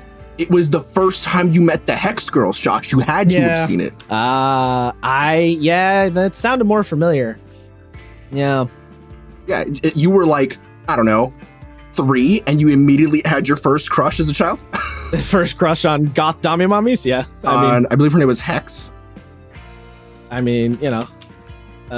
Or no, it was, they are literally considered a rock band as far as Google goes. I love that so much. Thorn, that's her name. I think they actually released some songs.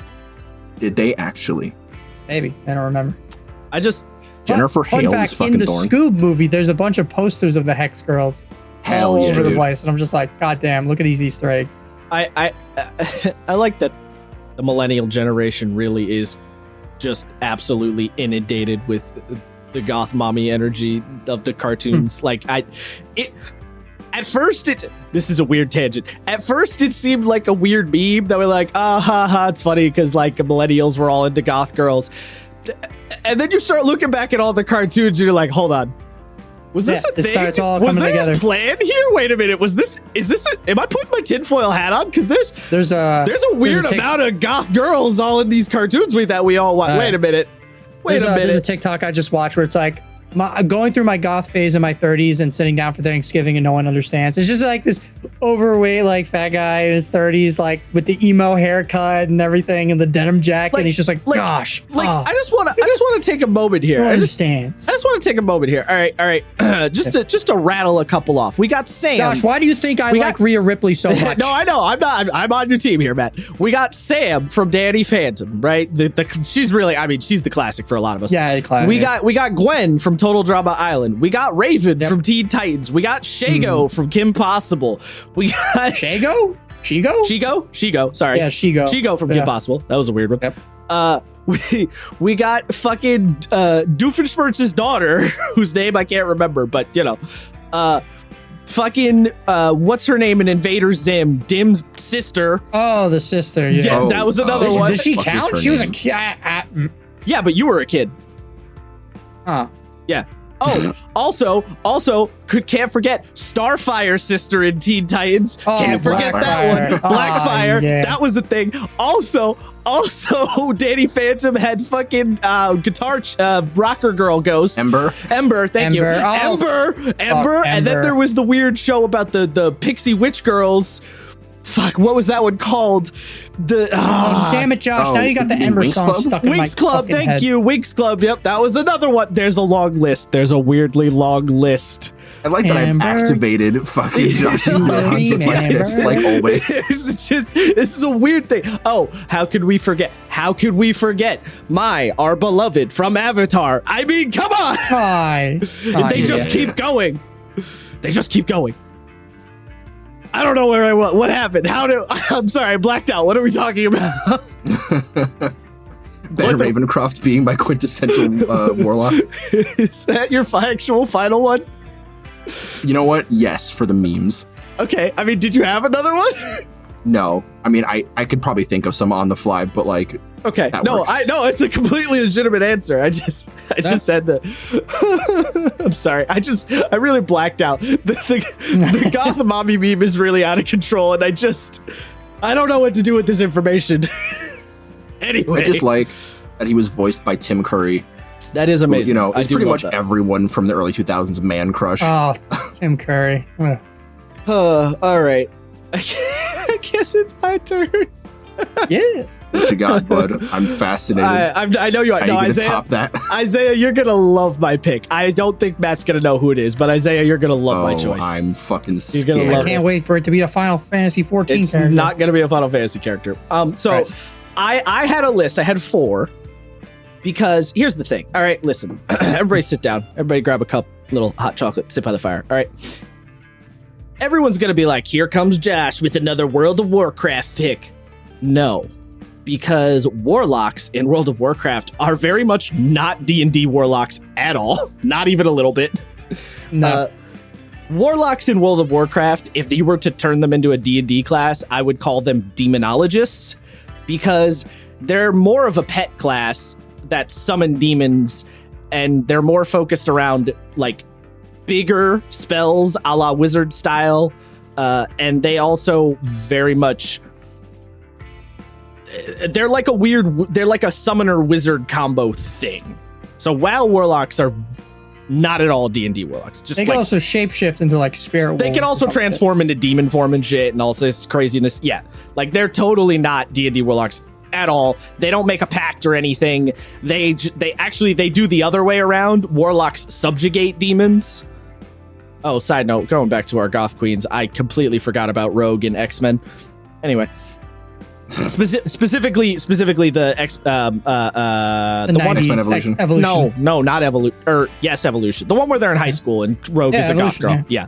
Not Texas. well, not what about Southern Texan Belle Rogue, although I do love Southern Texan Belle Rogue. What don't get me wrong. about does Sylvanas not count as a goth mommy? Sylvanas? Good point, Matt. Good point. You onto something. Anyway.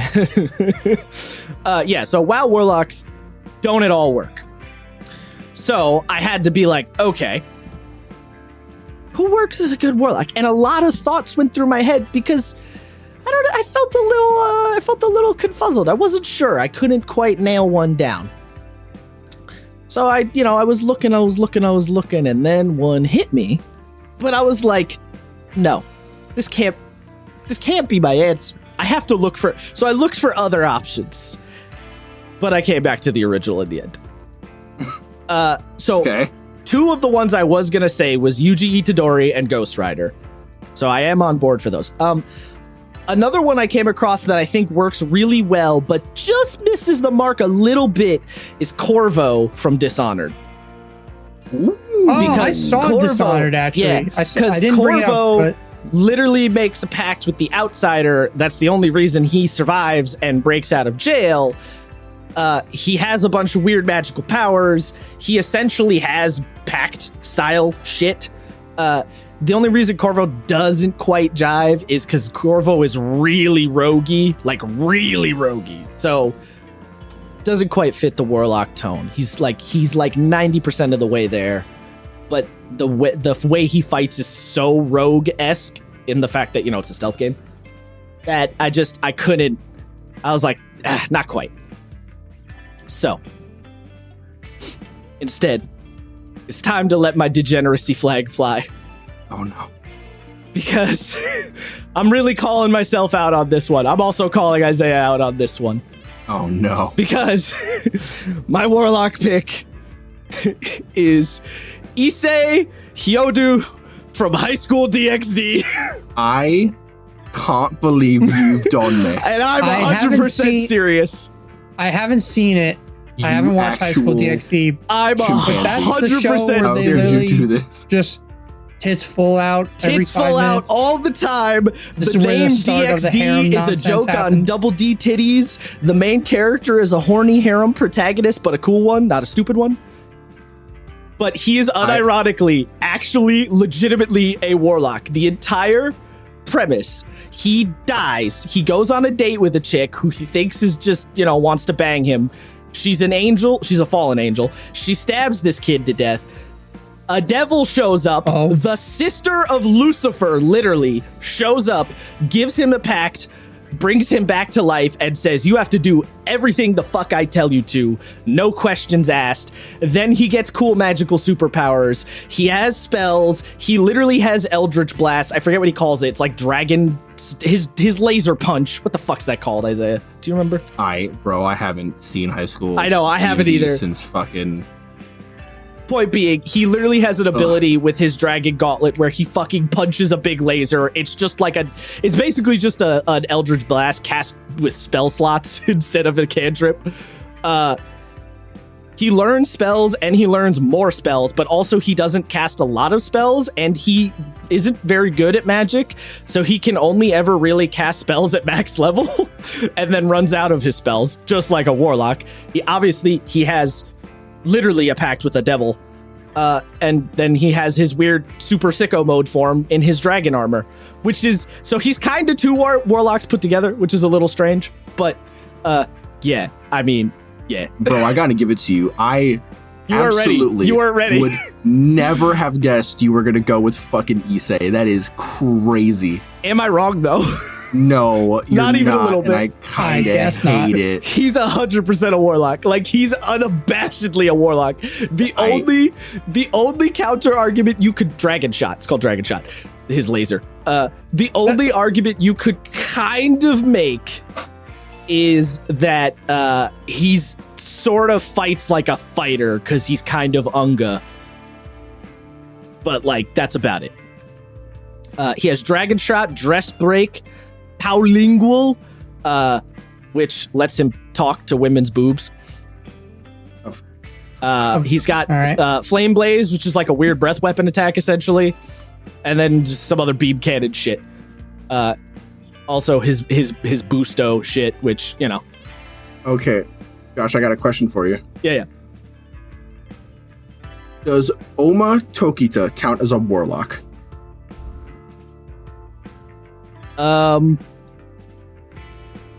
No, but man, he's kind of close. For those of you who don't know, Oma Tokita is the character from the fighting show manga / anime Kengan Ashura. His whole thing as a fighter is he has this special ability called Lone, where he can increase his heart rate, which induces a massive hit of adrenaline and other chemicals to his brain and body that make him stronger, faster, more vicious. With the caveat that it's causing him to hemorrhage out of every internal organ, eyes, mouth, nose, and ears, and it's killing him slowly. So the pact is the more I use it, the closer I am to dying, and it is pretty much assume how that story ends. The only thing about that is that his pact is with his own organs. Yeah. So it doesn't quite work, but interesting idea. And yeah, to any of you motherfuckers who know who Issei is, y'all degenerates too, just like us. Calling y'all out. Oh my god, Zagreus. Zagreus is a warlock.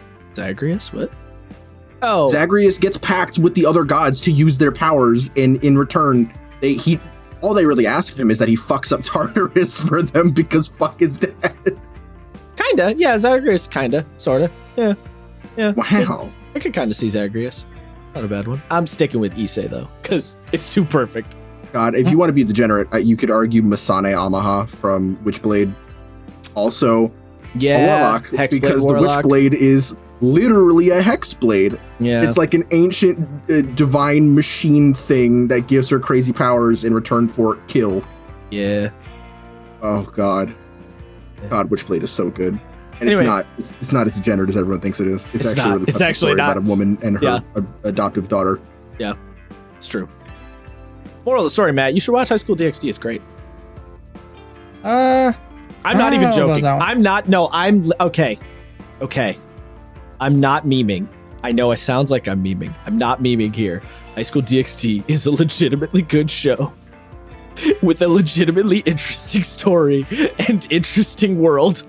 And I know that sounds My insane. man putting himself on blast I know, but I'm so serious. Like, Isaiah, defend me. I'm not wrong. It's true. It is. I only got past season 1, but That's enough. You saw, like, okay. yes, it was interesting. I will give you that. Yes, it was. It's one of those things where it actually has like an interesting story and characters and setting and all this shit. It's just marred by the ridiculous horny nonsense, but also the ridiculous horny nonsense becomes just sort of a weird self-aware meme thing, and at a certain point you're just along for the ride. Like, yeah, it's at a certain point you stop seeing titties. You're just like, whatever, this is just the goof we do, in the same way that JoJo's really fucking weird, and at a certain point the weird stops affecting you. You know what I mean? Well, Okay. so look, I will definitely agree with you. The thing that High School DxD has that other series does not is its pure commitment to the bit and expectation that you understand that it is a bit and It's a nothing bit. more. Yeah, it's 100% a bit. You do at some point. I don't even really know when that point is, but you just submit to the bit. Yeah. You just start laughing with the show because you start off by being like, "Oh God, this is real." Yeah. And then you go, "Oh God, this is the whole show, isn't it?" And then one of those immediately brain dead fucking kindergarten pee pee poo poo jokes gets you. Yeah. And then you continuously just keep laughing with it. It's also a legitimately like really funny show. It's actually really funny, like unironically. Yeah. There's a scene. Because part of the premise too of why the main character gets as like OP as he does is because he's just really, really in love with Rias, which is the devil that gave him his powers and made the pact with him. Is it the redhead girl? Yes, that's the redheaded girl. That's his king. So there's a whole chess system, chess allegory structure. So Rias is the king, Issei's a pawn. There's a knight and a bishop and all this shit. Anyway, but so literally, this is how you know the show is like self-aware of its own bit.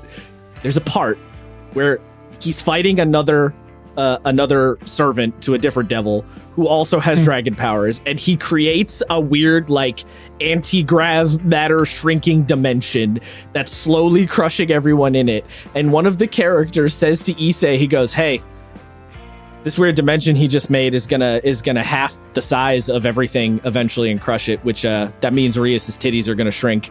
And Issei loses his mind, and they literally are talking to each other. And he every time he powers up, he shouts "Busto," or the glove does actually, and it's just in the background. You just hear him go "Busto, Busto, Busto" for like a minute straight. It's an amazing scene. It's like unironically hilarious, and I'm not selling this very well because I know how it sounds, but like, Yeah. it's honestly legitimately good. Don't watch it with anyone else because no one's gonna get it. It's one of those things people are just not. It's just not worth trying. But it's I don't know why I always defend High School DxD when it comes up. I really do. It is the epitome of shut your brain off and laugh like an idiot for a few hours. But like again, actually kind of a compelling narrative in a weird way. It can be at times a very compelling narrative. Because the characters are actually pretty interesting and you like a lot of them.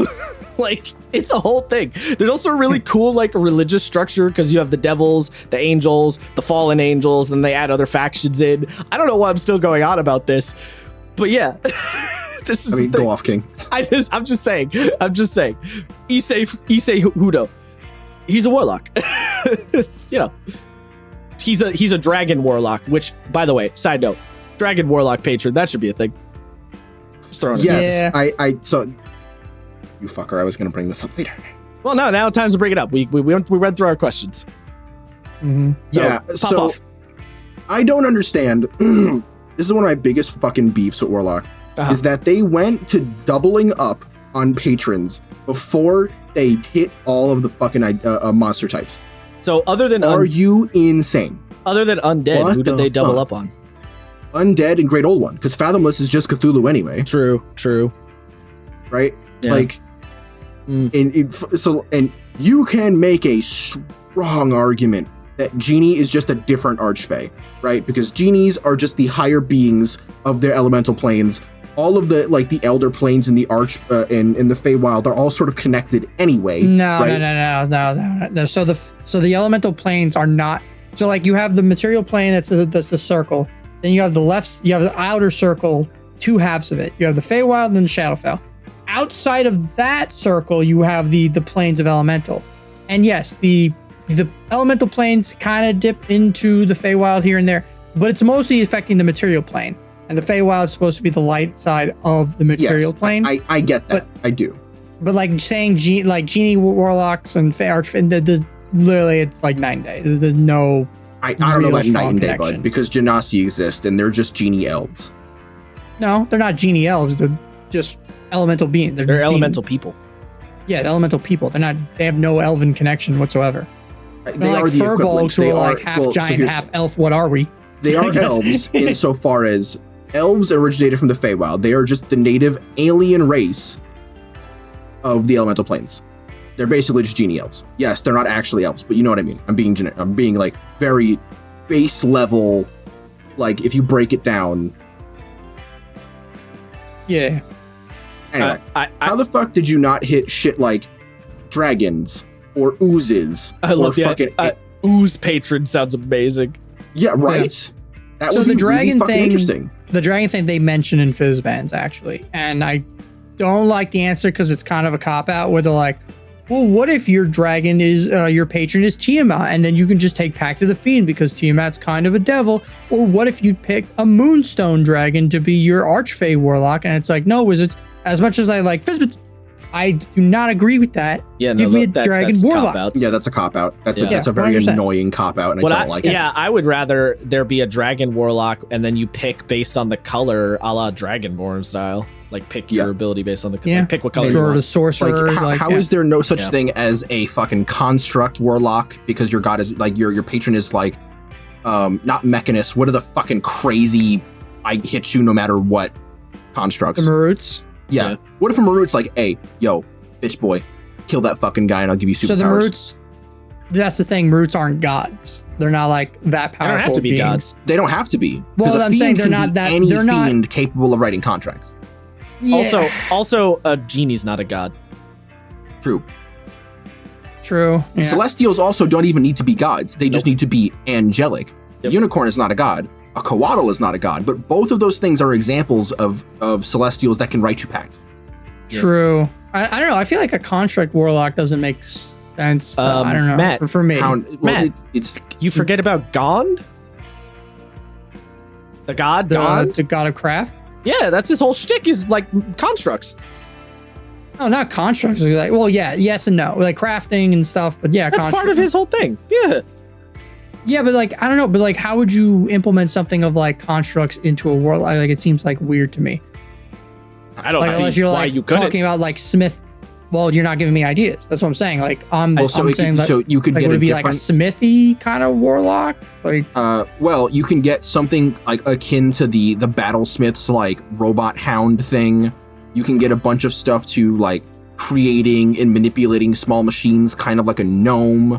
Your fucking Eldritch Blast could power up like simple machines that gnomes and other tinkerers make. You can do a lot of cool stuff with like a construct. I was thinking it would be kind of like the Clockwork Soul Sorcerer. You can do that too. yeah. Yeah, I mean, like, Or like you could do some But really wait, cool like so your original make- thing was you want warlocks based, each warlock subclass to be based on a monster type or a creature yeah, type? construct. because we basically already have that, right? You have Aberration with Fathomless and Great Old One. You have Celestial with Celestial. You have Elemental with Genie. You have Fey with Archfey. Fiend with Fiend, obviously. And then 2 for Undead, being Undying and Undead. I know you guys keep saying the whole like the Fathomless being Cthulhu-like, but did you read the whole Fathomless thing? Yeah, it's about an underwater Yes, well, beast. so yes. It's about the I'm water, gonna, the I'm gonna, elemental I'm gonna plane ask of your question water. with a question. Yeah. How much do you know about Cthulhu mythos? I mean, About yeah, Lovecraftian mythos? yeah. Not much. Because Okay. almost all of it is about amphibian fish people Yeah. and creatures from the great below Yeah. and water. Yes. It's like a ridiculous amount of it. People he- think Cthulhu's all about like space and the stars. That's not fucking true at all. Well, they Like, are a lot from of it is, but it's not exclusively that. they are from space, but they are very underwater themed. Yeah. Like a huge amount of Cthulhu stories also take place in like port towns and shit because that's just like that's always the vibe is like, oh, it's the port town and the monster came from the ocean. It's a very like it's invoking the terror of the actual ocean in real life. I guess So, because I'm reading like the abilities and nothing like, you know, tentacle of the deeps. I summon a tentacle that's basically spiritual Cthulhu. weapon, but I summon a tentacle that spiritual tentacles. weapon. Yeah, summoning summoning tentacles from your magic spell book is very Lovecraft mythos. Big time. Yes. So, gust of wind. So, like, let's see. Create and destroy water.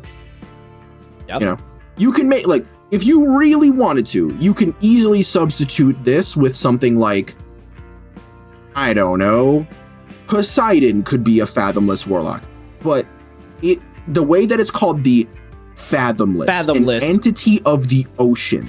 Yeah. Open the cosmic floodgates. That's all textbook Cthulhu.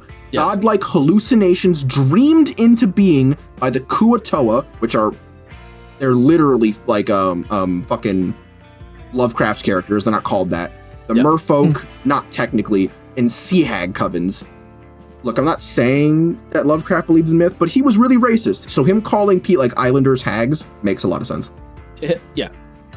It's very on brand. Like just the name Fathomless, the Fathomless Deeps is like, again, very Cthulhuian thing, big time. Like not all of the Lovecraft gods are very ocean themed, but Cthulhu definitely is. Like him in particular, he's literally an octopus man. Because I'm thinking back to like the videos when Tasha's was coming out, and then they had the playtest for the Fathomless coming out, and there was two camps in mind. One was when they were talking about the video, the main thing was Krakens. Like, oh, you could be a patron of a Kraken and all that shit. Sure. The other was because of Critical Role, a lot of people were like, oh, this is just, you know, Travis's character. They just wanted to make their own water warlock, you know, because Critical Role is doing it. Right, but so that's I wouldn't be surprised if Travis was pulling from a similar headspace, whether he knew it or not. Like, Yeah, whether, like, I you know mean, what I mean? let's be real. Ukatoa is just a mix of Cthulhu and the biblical Leviathan. The eyes are very Cthulhu. Yeah. The like endless hungering monster. They literally describe Cthulhu, Ukatoa, as eternally hungering. That's also very Lovecraft. Also, just a quick Google of Cthulhu. Here's 3 examples of him coming out of the ocean. He's very often depicted coming out of the ocean. That's very common. okay. There's like a whole thing there. And it's not just because he's got a squid face. Yeah, like, I'm not saying that if Wizards makes a video contradicting what we're saying, I'm not saying that they're liars. I'm just saying they're liars. You know, I just can't. Yeah, I mean, there's also he's also depicted with like lighthouse, again, the port town thing. That Call of Cthulhu game. The lighthouse, yeah. Yeah, the Call of Cthulhu video game that came out a little bit took place in a port town. It's like 100% the Fathomless it's a Cthulhu reference. Now, is it slightly like, is it an adjusted interpretation of the thing? For sure, yeah. But like, that's definitely where they're pulling from. Yeah, it's definitely designed to be kind of like agnostic, but you can see where its sources are. On it's that mental image of like the sailor who falls off the ship and falls into the deep dark abyss of nothingness, and there's some creepy red eyes looking at him from the abyss, and the red eyes are like, I can save you if you make a pact with me, and he's like, I'll do whatever it takes to live. You know, it's that shit. You know what I mean? Yeah, it's a whole thing. But yeah, I see what Isaiah is saying. Like the fact that we lack the other creature types. Yeah, because we don't have Beast, which There's definitely Beast would be so easy. It'd just be like a nature warlock. Yeah, basically, yeah. You could just really believe that the King of Feathers from fucking Chult is a deity, and the King of Feathers is pretty, powerful for just a T-Rex with fucking feathers that teleports. Yeah. That thing could give hold on. I'm just gonna look. Now I'm mad. No. Actually, I don't think Beast. You know what? No, Beast wouldn't be the nature warlock. I think Plant would be the nature warlock. Plant could, yeah. I think Beast would be the lycanthropy warlock. I could also see that. Oh, so you want to you're thinking about it kind of like Werewolf the Apocalypse, where you're like a vicious spirit of nature. Yeah, you're like inner beast. Yeah. You have this uncontrolled animal spirit in you. Dragon, we talked about. Construct, we talked about. Elemental Fae Fiend. Giant would be tough. I don't know what you do with Giant. I know they tried with the Sorcerer, and then they just turned that into Rune Knight. Yeah, well, because Titans. Well, no, he was saying they tried to do a giant thing with Sorcerer. Oh, yeah. I mean, it was cool. I liked it a lot. But yeah, the Titans are literally, and Matt can back me up with this, are the Forgotten Realms, predecessors. No, yeah. Descendants of... Giants are the descendants of the Titans. Right, yeah. And you can have some really cool interplay being if you're a Celestial Warlock, you have a natural aversion to giant folk because the gods fought the Titans and vice versa. There's a lot of cool shit you could do there. I could see a quintessence being your patron, but I think mechanically I don't know exactly what I do with a warlock, with a giant warlock. I don't know exactly what the design there would be, Can you imagine being a warlock patron of a warlock of Surtur? That would be sick. Big fan. Fucking cool that would be. Giant, obviously humanoid, we don't need. We talked about Ooze. Ooze would be weird, but probably really cool. Then there's Monstrosity. I think Monstrosity we could probably skip because Monstrosity is so open-ended that it's Well, wait, what's the... There's an Ooze that's a fiend. I can't remember what it's called. Is there? Fuck. One of the demon princes. Jublex. Yeah. And I know people are gonna be like, just do the shut up.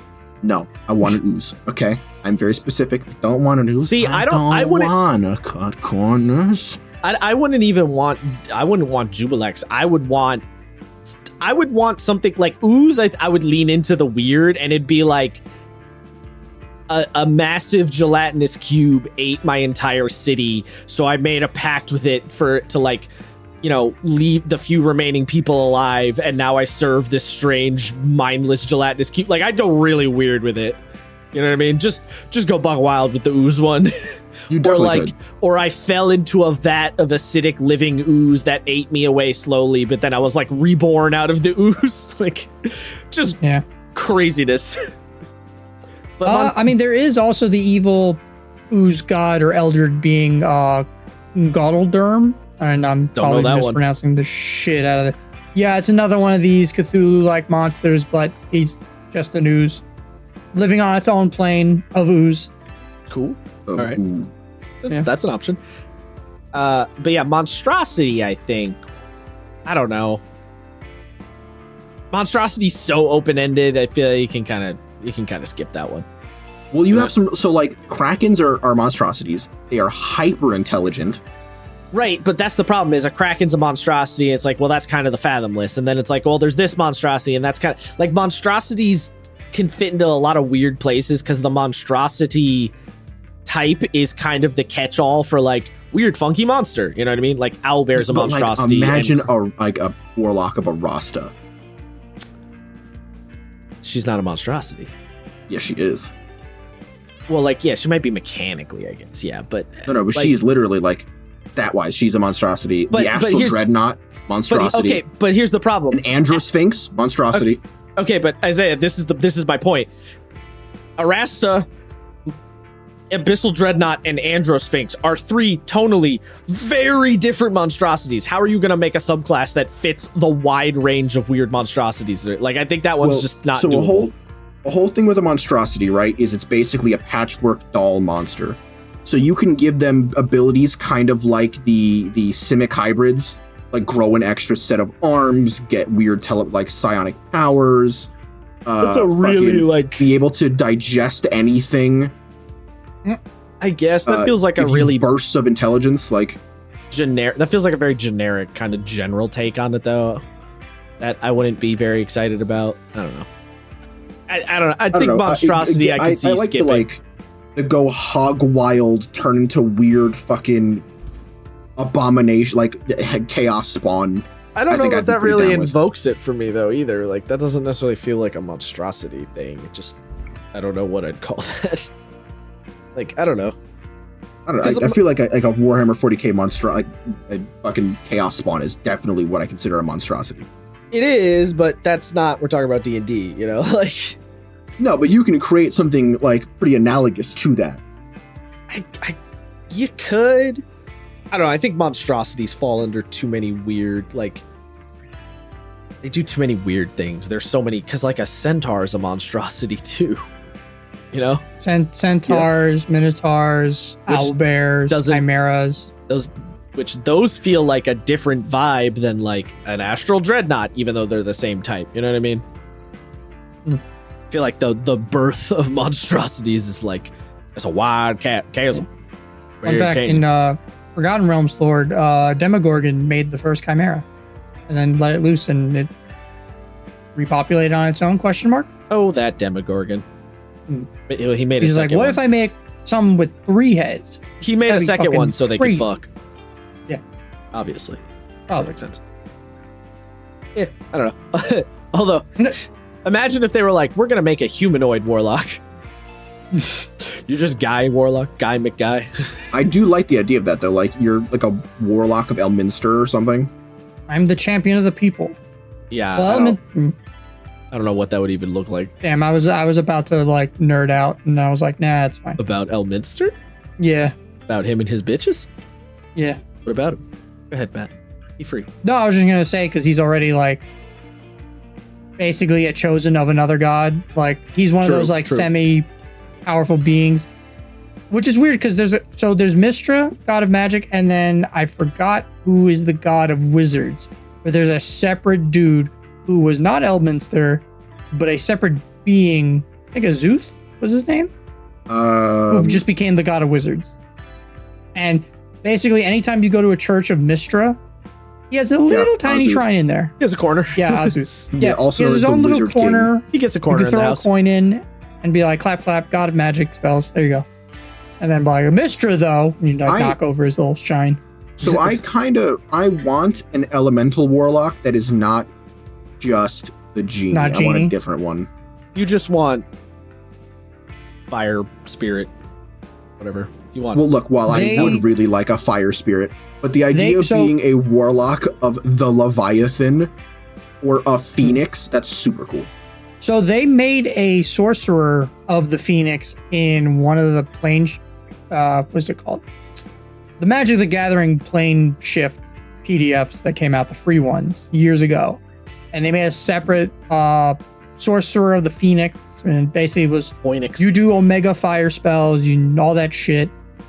And I think their capstone ability was basically you could self-destruct and you do an Omega blast of fire and then come back in like 1d4 days or some nonsense. It was fucking hilarious. You're just like, what the fuck? Of course. Yeah. I like early 5e, they just did some wild and random shit. All right. The fuck? I appreciate Like, their throw shit at the wall, see what sticks mentality a lot of the time. Like, will people be okay with this chocolate and our peanut butter? And the answer is yeah. But more often than not, yes. Yeah. Whether or not they were good, different story. Right. Was there mixed something bag. else you were going to Mixed say, bag. Isaiah? No, not really. Like, I just like the idea of having an elemental that's not just a genie, because a genie evokes a very, very specific kind of yeah. But there's a lot of really cool elementals you could like tap into, like the Chewinga, my baby boys, my baby they thems. I love them so much. They are my babies. I just want a dragon warlock. Look, Dragon Warlocks. Look, I'm a simple man. I want dragon. Well, I think one of the other reasons too, Wizards hasn't done it, and they might not be besides the cop out answer they gave. I think there's been so many other dragon warlocks already made online, like on DM's Guild and other places, other companies, that I think they kind of just were like, Yeah, I guess we don't need to do that. Someone else has done it I don't think 1,000 times over. someone else doing a thing ever dissuades them from doing something. Yeah, it seems like Wizards' MO has been pretty consistently been, oh, that's a cool thing we saw on the internet. We can do that. We can do that but better. Well, and you say whether or not that, they do that but better is a mixed bag. But they do that's the thing. at times try that. You say that, and then you would think the perfect time to introduce the Dragon Warlock would be in Fizzbands. Otherwise, now it feels kind of pointless. Like, they're not going to do in the 2024 rules. You know, yeah, there might be an adventure or something coming up or a new supplement coming up where they're like, yeah, now is a good time to implement it. But the perfect time was Fizzbands. Yeah, but just because it could have been on the cutting room floor. Like they could have been a thing where it's like we were gonna do it, but we didn't have time to finish it, so it got cut. Like there's a lot of reasons it could have potentially not been in there, you know? Yeah, but we never never also saw any playtest material for it. Like we didn't see. I mean, granted, maybe we don't always see playtest material. That's the thing. We might not always see playtest, but because I don't think we saw playtest. We didn't see playtest. We saw playtest with a lot of. I don't think the Drake. I think the Drake Warden was a complete surprise. No, it had playtest. I don't remember there ever being a UA for Drake Warden. I vaguely remember. I could dig Monk. through my. There was for Drake Warden. Yes, there absolutely was. Yeah, it was probably in the Heroes of Krynn PDF. Kender Sorcerer subclass. Nope, never mind. It's in one. I have like a whole fucking folder with all the UAs. It's somewhere in here. I don't know, boss. I'm gonna need to see the. Oh no, boss. I'm gonna need to see the Carfax. Yeah, show me the Carfax. I'll find it. Eventually. Pulled an auto no boss ever. That's kind of wild. Maybe it's this one. Draconic options. No, maybe. I mean, yeah. Look, obviously, Fizzbands would have been the most obvious supplement, but that doesn't mean they can't do it. Oh, never mind. I lied. Not this one. I have no idea. And I really don't think other people making stuff has ever stopped them. Well, that's not stop them, but like there are certain things where like the fans have asked for this and was just like, we don't need to facilitate that because someone else has made that. See, I think it's the other way around. But no. But then when that somebody else makes a fuck ton of money, like when the Dragons of Odyssey came out, and they made this whole giant book of Greek mythology for D&D 5e, and Wizards went, how much did they make on Kickstarter? Fuck, we should probably do that. Do we have a Greek mythology thing? And then someone from the Magic the Gathering team was like, we got Theros. All right, let's do it. That's a little tinfoil hat. The stars align, dude. It makes sense. Just because the stars align doesn't mean it couldn't have been a coincidence. Like, I don't know. That feels a little tinfoil hat. With the amount of time it takes to produce these books, the idea that they saw that the Greek book made a bunch of money and then they just immediately there was so much time in between Dragon Lord Odyssey and Theros that they could have had the time. Because again, they work on things like years in advance. There was enough time in the gap between Dragon Lords and Theros for them to be like, holy shit, look how much money that made. People want Greek mythology. Work on it. Oh, hey, all right, Theros is out now. Yeah, I don't know. I would have to see some sort of evidence of that. Just looking at this thing came out and then this thing came out is not enough evidence. That's pulling some pretty long red strings. I don't think it's that red string. I don't think it's that much. It kind of is though, because the idea that like, oh, they're just looking at the internet to just be like, all right, what are we gonna steal this year? Like that just seems silly to me. I found it. Don't see that scenario. Yeah, UA subclasses 5 from 2020 Halloween. Yeah, I knew they had to have it somewhere. Yeah. I don't know. That's what I'm saying. That's what I'm saying with like the playtest. Like we've been getting. Again, and they've mentioned it too on some of the videos, or one or two of them, where they're like, we're not going to post every. There's definitely shit we've gotten that didn't get play tested. I know there. Yeah. I can't think of anything right now, but I know there's shit we've gotten that has been not necessarily in stuff. Right. Can you think of anything? I can't. I can't, but I know stuff. Newer things we don't. I've heard people talk. I've heard people be like, "Oh, this wasn't in there." Like I know that's a thing. I've heard people say. I can't. I would have to dig. It would take me way too long for me to like dig. Yeah, I was gonna say. But I have whatever. Point being, I don't know. I really, really doubt they're like everybody else made a Dragon Warlock, so we're not gonna bother. It just just seems unlikely to me. They may have a reason for not doing it. I don't think that would be the reason. That seems silly. Because then, by that logic, Matt, they're gonna have a fucking psionic class in the next year or two. If the MCDM one, because that's the other thing. A fuck ton of people have made psionic classes outside of Wizards of the Coast after they gave up. And now with the MCDM one coming out, if it makes money, if it gets enough voices, Wizards might actually it's making the money. And so if it literally happens, maybe. Then Wizards might take a crack at it. Although again, in Tasha's, they were like, well, why would we make a whole Mystic, psionic class? We can just make a bunch of subclasses instead. And it's like, okay, I get that. But, it's like, it would have been cool to see a working Mystic or psionic, whatever the fuck they want to call it. I mean, they're not going to use, they probably won't ever use the word psionic because people hate the level weird aversion to the word. But yeah, I doubt it. I don't think that's how they're operating. That just seems ridiculous to me, especially because that doesn't even really make sense from a business standpoint because, this company already made a bunch of money off this idea. Let's now do that idea 2 years later in the hope that we also get that money. You're not going to get that money. Everyone already did it. You know what I mean? Well, no, because they're hoping to either jump on the bandwagon or but take the people away from the other product. But jumping on the bandwagon, and they're like, oh, this is official, material. But jumping on the bandwagon doesn't work when you're the industry leader.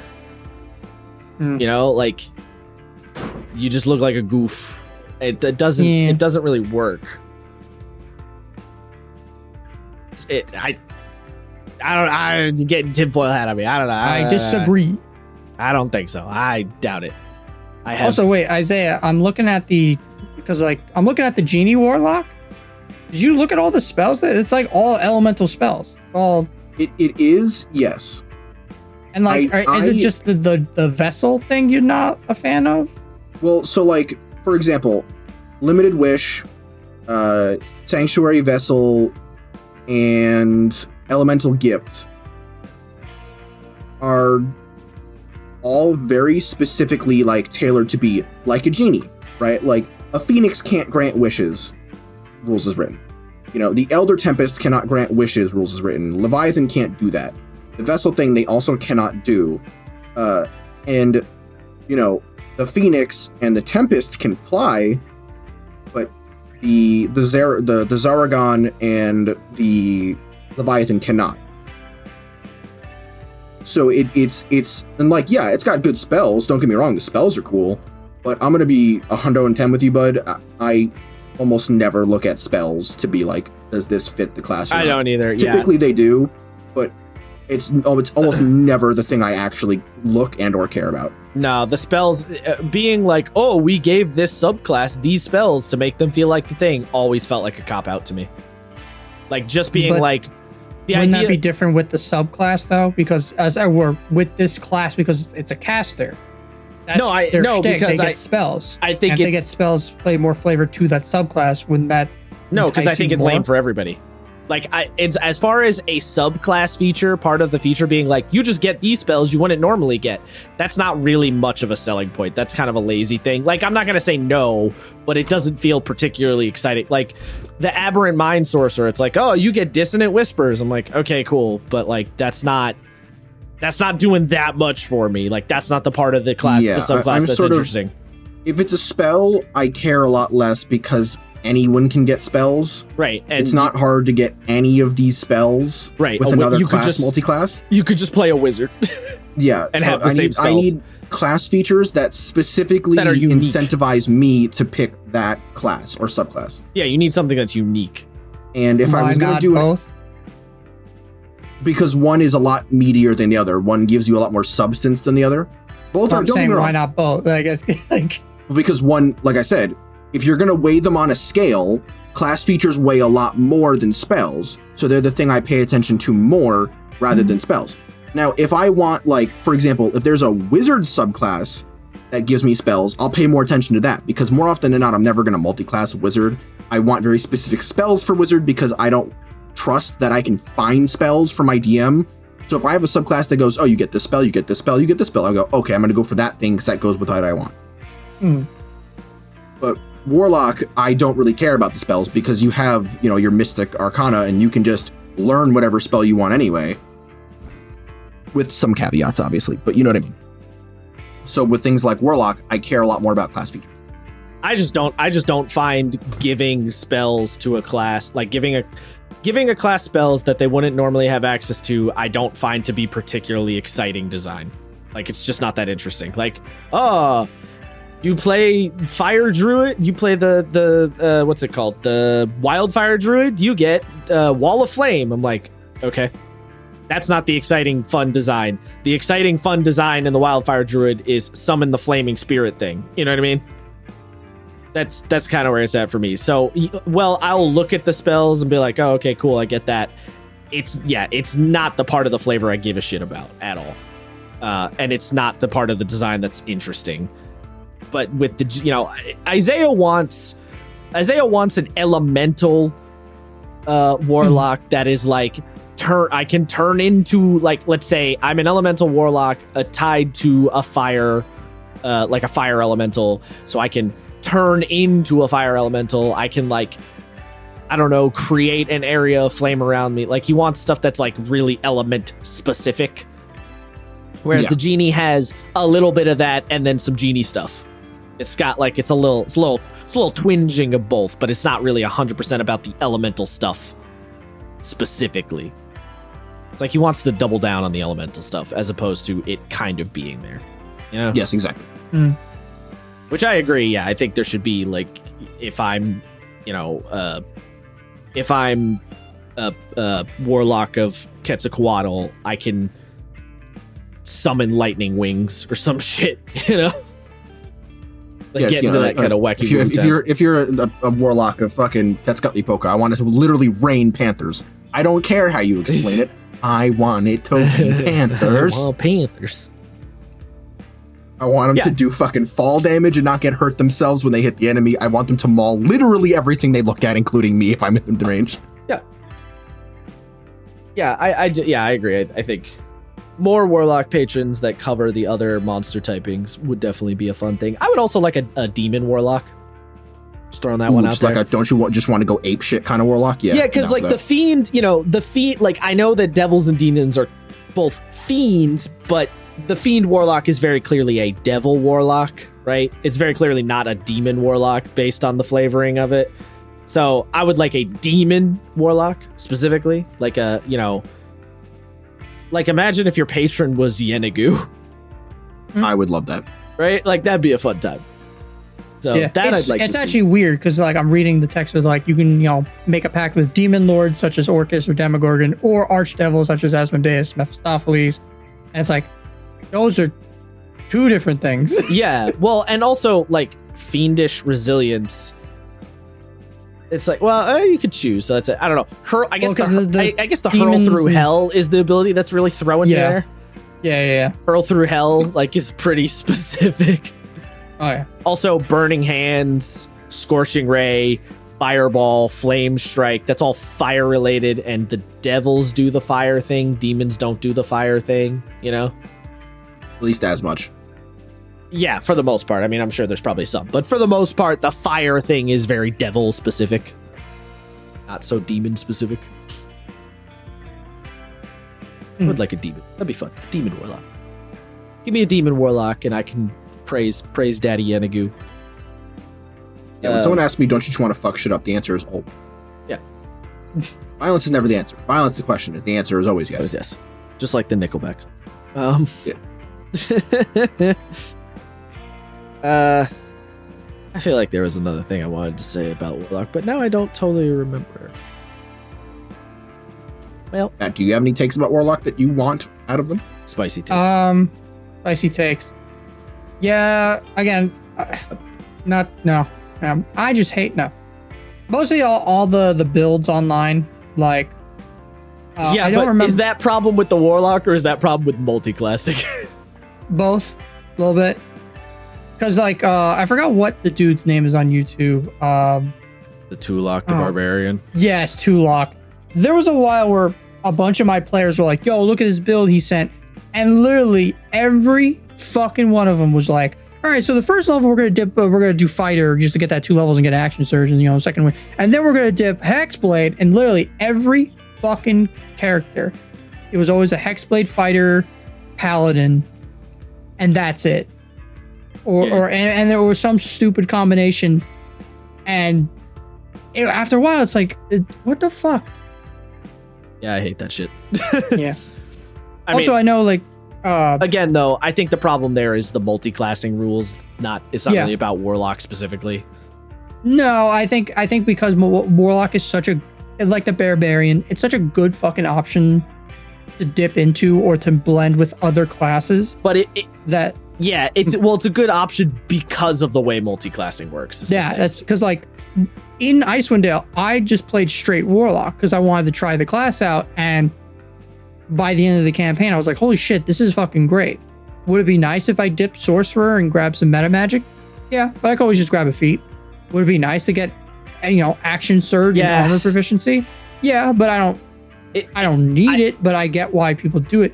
Would it be nice to fucking dip Paladin and then just use my highest level fucking Warlock spell slot to smite somebody and destroy them in one hit? Sure. But like... Well, so something interesting, Matt. I don't mean to cut you off, but something I think you hit the nail on the head. I think a reason why a lot of people multi-class is because they can't get those things with a feat. So I actually really like, and this is a change of subject, admittedly, but I really like that they're doing stuff like giving you fighting styles, giving you meta magics as feats, because it literally incentivizes people to stick with a class longer. Multi-class, yeah. Because it's like, well, if I multi-class, I'll get this feature that I want, but I won't be able to cast as high spells, and I won't get as many feats because, unless you're playing a rogue or you're multi-classing rogue or fighter, in which case you will, but that really, like, there's not a lot of reason for a rogue to do fighter. Like, you'll get more attacks, but you're only going to snake attack once. It's a whole thing. But I think that they are doing that on purpose. I think they're very specifically trying to get people to stick with one class for longer by making these things. Yeah, it almost makes me think. This is very napkin game design, but I do this all the time, so why not? It almost makes me feel like multi-classing shouldn't have been in the game, and instead multi-classing should have been handled via the feat system in some way. Like, lean into that more. Lean into the feat system more, and then lean into that idea a little bit more, and sort of use the feats as a way to dip into other classes. Because I think you're right. A lot of people, it's kind of funny, right? Because a lot of people multi-class in 5e because they want a specific ability. We're going to take 2 levels of fighter so we get action surge, right? But they're doing that for the ability. They don't really give a shit about the class. So it's this thing where it's like, if we just had feats that bequeathed those abilities, it would help a lot, and then you could piecemeal out the abilities a little bit more, and then it would be easier to control the balance because you could control the effectiveness of the feats as opposed to trying to control the classes against each other, which is a lot harder because a class is a much bigger package of design. Yeah, there's an interesting little space there, and I think I don't know 100%, so Wolf, don't come after me when you're listening, because I know he'd be the one to come after me. But I believe that's kind of sort of how Pathfinder handles multi-classing. I think is that. Well, no, it's Chris. Chris is the Pathfinder. Okay, Chris, guy. Don't come after me. It's via the sort of feat system. I was thinking the same thing. Yeah. Right. I think that's how Pathfinder does it. Again, not 100% sure. Don't cut my nuts off, but I believe you're correct, that's the idea. Yeah. So it's like now, and I'm not saying 5e should do the Pathfinder style of feats, because feats really are the core element of design in Pathfinder for characters. I'm not saying 5e should do that. The 5e should stick with the class system. I'm not saying it shouldn't, but yeah, there's an interesting idea there because. Yeah, it's also that funny, the other reason people multi-class a lot of the time is they have an idea that works kinda like, let's get, like we said today, I want to play Yuji, right? I want to make my character Yuji. Okay, so I'm going to play a Warlock, but I can't just play a Warlock because that's not really hitting that Yuji mark. So I'm going to have to do a little bit of Warlock and maybe a little bit of Monk, or maybe I'll pick up some Fighter and do the unarmed fighting style. Maybe I'll do like a Fighter Battle Master unarmed thing with Warlock. Maybe that'll work, you know? So it's like you're multi-classing to try and get this really specific vibe that the game doesn't do by default.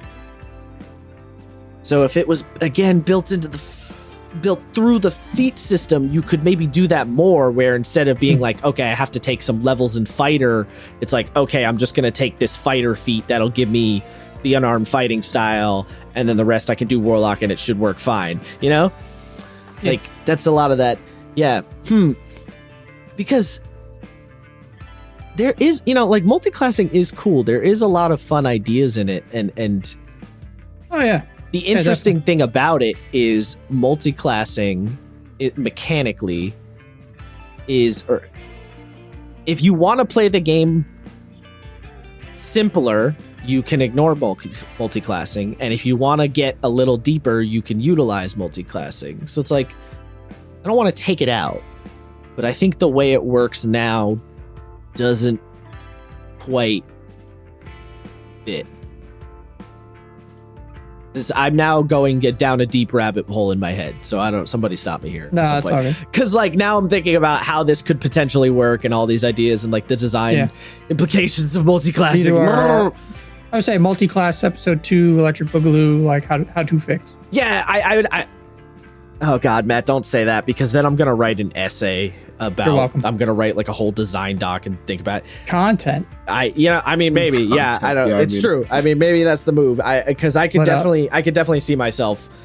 Yeah, that's the only. That's my only gripe. That's my only real gripe with Warlock, I guess, is the we're talking about community that build community around that, and it's funny because now they even took. I think Wizards literally took a feature or two from Hexblade and just gave it to Pact of the Blade. They did, yeah. It's just like, they just have this now in one of the UAs. Yep. And so they're like piecemealing. They're like, oh, maybe we should just make Pact of the Blade Hexblade. Which I know there are some people in the Reddit community who are upset by that, because they're like, no, they're taking my thing and they're not making a subclass anymore. And it's like, yeah. Now they're just giving it to all the other Warlocks now. Hexblade did feel always just a little fun, even though I like it. It did always feel like kind of out of place a little. Flavor wise, it's very cool, thematic. It's all like the story. It is, but it doesn't. Like, yeah. But like, it's like, all right, what can you do? It's like I hit on 19, I get armor proficiency, I can make any weapon my pack weapon. It's like, all right, cool. When I kill a guy, I make a ghost. Yeah, it doesn't fit very well. Like it almost feels like Hexblade is like a cool, flavorful thing, but it's not enough to be a subclass. It does just feel like it should be an ability. Like it's not quite a subclass worth of concept, Because it's like we want to make the melee Warlock, and it's like, yeah, maybe Pact of the Blade should just give you. That's just, you take Pact of the Blade, you're the melee Warlock. Like, yeah, it's weird. I do like the cursed feature though. Like, I like the idea of like I have to use like this ability. I specifically give somebody my Hexblade curse, and I fuck them up royally. Like I crit on them easier. I gain I think I gain hit points when I kill them. Yeah, I don't know. Hexblade curse doesn't feel very thick. This is the weird thing. Hexblade's curse doesn't feel that thematic to the Hexblade to me. No, it feels like a good martial ability or a good magical ability that like Pact of the Blade I think is getting. Like, yeah, and it's funny too because you look at the spells that Hexblades get, and it's like, yeah, Hexblade is kind of the Eldritch Knight guy, but then you look at the other subclass features, and I'm like, these don't feel. It's like they're like, well, he's kind of the melee Warlock, but it's still a Warlock, so he's still got to like kind of do the Hex thing. I get like, yeah, I don't know. Hexblade's weird. It's a weird thing. I kind of am okay with like absorbing it into something else. Like I kind of get it. Even like, again, but even though I like it. I wonder if they're doing that because the new edition is out and they want to buff up the newer one. So they're just like, let's just take the most popular Warlock and just make it a staple, make it yeah. Well, I mean, a lot of feature. people have said they feel like Hexblade should have just been absorbed into the Warlock anyway. So yeah, I kind of get that. Yeah, 100%. Kind of like how people say they should absorb Battlemaster into Fighter. It's kind of a similar vibe. Or champion fighter, the big brain. Yeah. So I don't think absorbing it is the move here. I mean, they kind of are, though. I know they are. I mean, they are sort of divvying out some of their abilities to other stuff. Because I feel like there's a lot of potential for a Hexblade to be sort of like a Eldritch Knight / Blade Singer hybrid, where like you can fight. Okay, so I feel like that's what they tried to do and didn't really succeed. Yeah, well, so yeah, just because they didn't succeed doesn't mean that they should trash the idea. I think they should just workshop it. Like, obviously, this is not a mechanical thing, but there's like more like a feeling thing. In Fire Emblem, the Sword of Seals, the Sealed Sword, whatever you want to call it, the character Roy, who everyone knows from Smash fame, like his animations when he attacks are very orthodox, like his dad, like takes rapier and thrust. He doesn't do anything really showy other than just do some cool flourishes with his fucking rapier. But when he gets the Sealed Sword, he's doing like backflips and crazy shit. And they don't specifically state this, but it's my headcanon that the Sealed Sword just makes you a better fighter because it's like a legendary weapon of previous champions. I kind of want that. I want like you can do some crazy shit and do some like the blade is sort of controlling you for a moment while you fight. That's kind of what I wish you could do. So stuff a little bit similar to maybe blade singing, or throw the weapon at someone, it poofs back to your hand, shit like that. I just looked up the last UA, the UA 7 for Warlock. The thing they added from Hexblade was you can use your charisma modifier instead of strength or dex for your weapon. Right. That's the main thing. It wasn't the other Hexblade stuff. But then they also added a nice feature that you can change the damage to either be necrotic, psychic, or radiant. Right. Which that's yeah. So they didn't absorb all of it. So like there's still there is still room there. You could still play a 2024 Warlock using the Hexblade subclass. Oh yeah. It's not. Yeah, it hasn't like nullified itself. Yeah. No. I don't know. A weird one. I do. Yeah. The idea though of that your weapon sort of possesses you is kind of intriguing. Yeah. It's a fun thought. Don't come at me yet. I know we disagree on how the fucking Sealed Sword works. All right. Fair enough. This is a thing. This is a whole thing. When he ever watches this video. Okay. All right. Well, there's nothing to watch. He'll be listening, but okay. You know what I mean? All right. We're getting into we're spiraling. Let's see what other. Yeah. Eldritch Master. Oop. What? Oh, they're level 20. Their capstone. Yeah. I mean. Yeah. I think it has a lot of potential. It doesn't need to be shit. It is, but it doesn't need to be. I don't know. Just give me. God. We can't go on about that. I almost want to dedicate an episode to talking about each and every capstone because we can do that. But I'm looking at it from the two UAs were Warlock, the poopy one in 5, and then the better one in 7. The poopy one was Hexmaster. You just cast Hex for free. Oh god, that was so bad. That's you just right. It's terrible. Like, what the fuck are you smoking, wizard? Shit, so shit. And then the newest one, which ties into a newer ability, where as a bonus action, you rest for 1 minute, and then basically what Eldritch Master is now technically, you basically get half of your spell slots up, rounded up, once per long rest. Now the capstone for Playtest 7 is when you use that, you gain back all of your spell slots, which is also shit. Yeah, also shit, but better. I guess. I mean, not really. Yeah, I guess it's a bonus. You still have to spend a minute though. Yeah. It's like it doesn't. It's not. Yeah. It's the same thing. All right. I don't know. Shitty capstones, man. Yeah, the bane of 5e. I'm so surprised they still haven't figured out like the whole ultimate thing. Like just fucking. They're just like everyone scared talks to about do it now from legal. They don't care about high level play anyways. Just fucking do it. That's true. Like, what's the fuck? Just do it, bitch. Like, I don't know. They're like cares. afraid to do it. I don't know why. I really don't get it. Because the sorcerer, they were like, "What if mini wish?" And then they were like, "Nah, that's too cool. Let's take it back. That's take too it back." cool. Yeah, it's like, no, what put the it back. fuck? This is fucking great. Yeah. And Stupid. then every single fucking paladin, like, I am just Omega Chad. Yeah, that's a. I can't do this. We can't do this. All right, let's wrap it up. We're over on time. Mystic Arcanum's pretty cool idea. I like that. I like at least giving them one. Okay. Yeah, one level per thing. I don't know. That was it. Yeah, it's fine. I don't know. Yeah. Mystic Arcanum's fine. It's a good way, especially them being half caster, quarter casters, whatever the fuck. Yeah. That they're like, I will never attain a 9th level spell. Curse these demonic powers. Oh, never mind. He gave me one. Sick.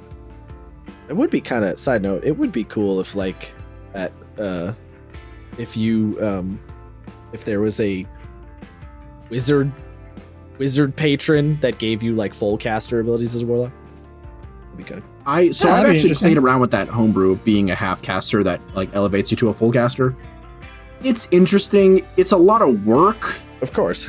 But I don't even think I did it particularly well, but I was pretty happy with what I came up with. I mean, I think there's a lot of possibility for it to be really good with someone smarter than me figuring it out. Yeah, I think it'd be very difficult to try and figure out how to make it work. But it's an intriguing idea. I also like the idea of going in reverse. I mean, we talked about making a ranger subclass that takes the spell casting away and gives you different shit instead. Like, there's, I think there's potential there.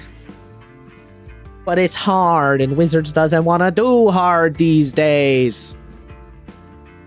Yeah. Prize. Anyway, fine. It's fine. I'm not salty. I'll just play. Screams, Malds. I'll just play other RPGs. It's fine. It's fine. Play other. Josh, games. everything is Skyrim. What are you talking about? Shut up, Matt. Everything is most certainly not. Mauld. Anyway. Mauld. Will mauled. I will mauled until the day I die, until the hobby. I will fight the fight until we get to the day where the hobby, where if I'm texting some girl and she asks what I'm doing, I don't have to say D&D. I can say tabletop role playing. That's also predicated on me talking to women, which I don't do, but that's beside the point. But D&D sounds cleaner, Josh. Shut the fuck up. I hate to admit that it does sound clean. We're getting nothing but W's tonight, fellers. I'm gonna fight you both in the pit. Get in the fucking pit. We're going to town. If you got this far, for the fuck's sake, follow us on Twitter. God damn. Please. I know it's a cesspool. I know it is. I don't even... Maybe don't follow us on Twitter. I don't know. Maybe follow us on X instead. The newest podcast platform. Matt, don't... Matt, we are actively trying to not stab you this episode. You're making this real difficult. I am gonna break your patellas. Oh my god. I can die and then get my Warlock patron to bring me back to life. Sure, bud. Whatever you say. Anyway, we're moving on. We're moving on.